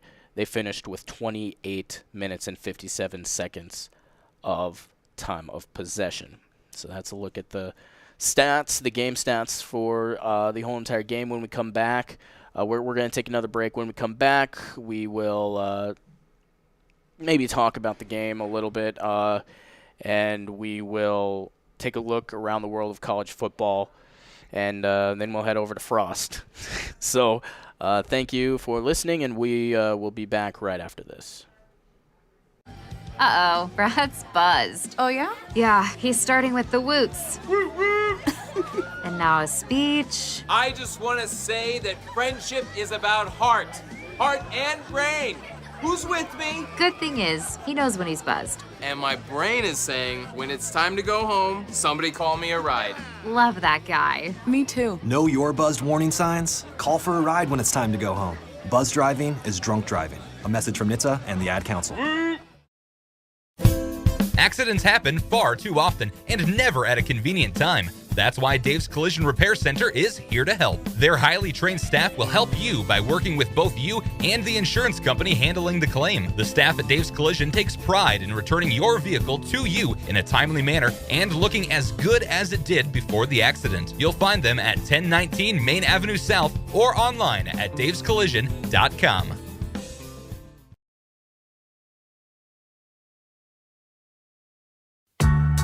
When you're high, you feel different. You think different, you talk different, you draw different, you listen to music different, but you probably knew that. Problem is, you also drive different, and not in a good way. That's why driving high is illegal everywhere. So if you're high, just don't drive. Make a plan to get a sober ride. Because if you feel different, you drive different. Brought to you by NHTSA and the Ad Council. Here's a fun fact for you. The average chameleon can point their eyes in 2 different directions. On the other hand, the average human can't. So unless you're a chameleon, there's absolutely no way you can focus on texting and driving at the same time. So don't do it, unless you're a chameleon. Visit StopTextsStopWrecks.org. A message brought to you by the National Highway Traffic Safety Administration, Project Yellow Light, and the Ad Council. Walking into the building for the first time after the shooting, it was crippling, but it had to be preserved. In response to the Pulse nightclub shooting that affected the LGBTQ community, Barbara Poma, owner of Pulse, founded the One Pulse Foundation to honor Pulse victims and survivors. If you're an ally of this community, speak out. There are more of us together than apart. It is the power of love in its rawest form. Join the fight for LGBTQ acceptance. Learn how at lovehasnolabels.com. Brought to you by Love Has No Labels and the Ad Council. To him back.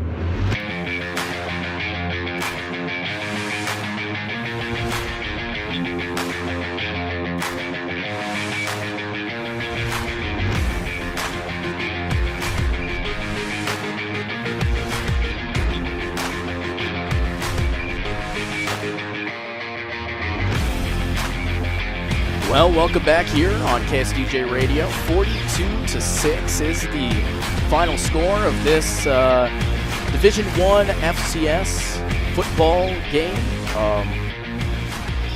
2022 playoff second round. The Jackrabbits advance to take on Holy Cross next week, the Crusaders. No time or date on that yet, huh? Man, these people. No, I'm kidding. We'll let you know when that is. In due time, when they do release that, we will for sure let you know on all of our social channels, so be sure to stay tuned to that. Let's take a look around the world of FCS football. Holy Cross beats New Hampshire 35-19. That's who South Dakota State will play next week. Number 1 versus number 8 in the FCS. Incarnate Word beats Furman 41-38.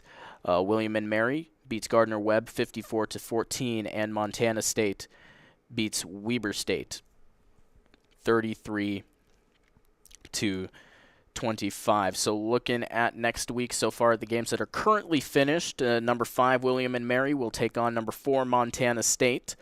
Incarnate Word, number 7, will take on the winner of number 2 Sacramento State and Richmond. And a little bit of a spoiler alert, that might not be going the way that people think it might go. And then Sanford and Southeastern Louisiana and North Dakota State versus Montana is currently going on. Let's update you on those scores, actually. Sanford beating Southeast Louisiana 42-35, 2 minutes and 40 seconds left in the fourth. North Dakota State beating Montana 42-20 at the start of the fourth quarter, so probably the Bison will probably advance in that one. And Sacramento State currently losing to Richmond 10-21, so that's something to keep an eye on. In other FCS football games, Jackson State currently up 33-10 over Southern at halftime of the SWAC championship game, and New Mexico State absolutely tearing apart Valparaiso 65-3 with 10 minutes left to go in the fourth. Let's take a look at the championship games going on in the FBS. The final scores so far: Toledo beat Ohio 17-7, and number 10 Kansas State beat number 3 TCU 31-28 in overtime. That was the Big 12 championship. Currently looking at the ones going on. Number 14 LSU losing to number 1 Georgia 10-35 in the SEC championship game. Troy is beating Coastal Carolina 45-13 in the Sun Belt championship game.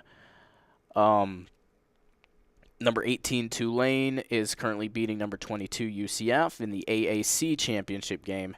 And in the Mountain West championship game, Fresno State is beating Boise State 14-9, happening later on tonight at 7. Going to be number 2 Michigan versus Purdue in the Big Ten championship. And number 23 North Carolina taking on number 9 Clemson in the ACC championship. But I think that's about it for us here. We'll go ahead and pack up here and then head over to Frost. We got a basketball game to do. South Dakota State versus Northern Iowa, if you want to tune into that. It's going to be exclusive to YouTube. So you'll have to go over to our YouTube channel. All of our games are streamed over there, but this one is going to be exclusively to YouTube, not over the air or on our stream. 42-6, the final from here at the Dana J. Dykehouse Stadium. For Tristan Hanna and Paul Monson, I'm Brayden Byers, saying thank you for listening. The Jackrabbits advance, take on Holy Cross next week again. Stay tuned for the time and date of that one. 42-6 is the final. And as always, go Jacks.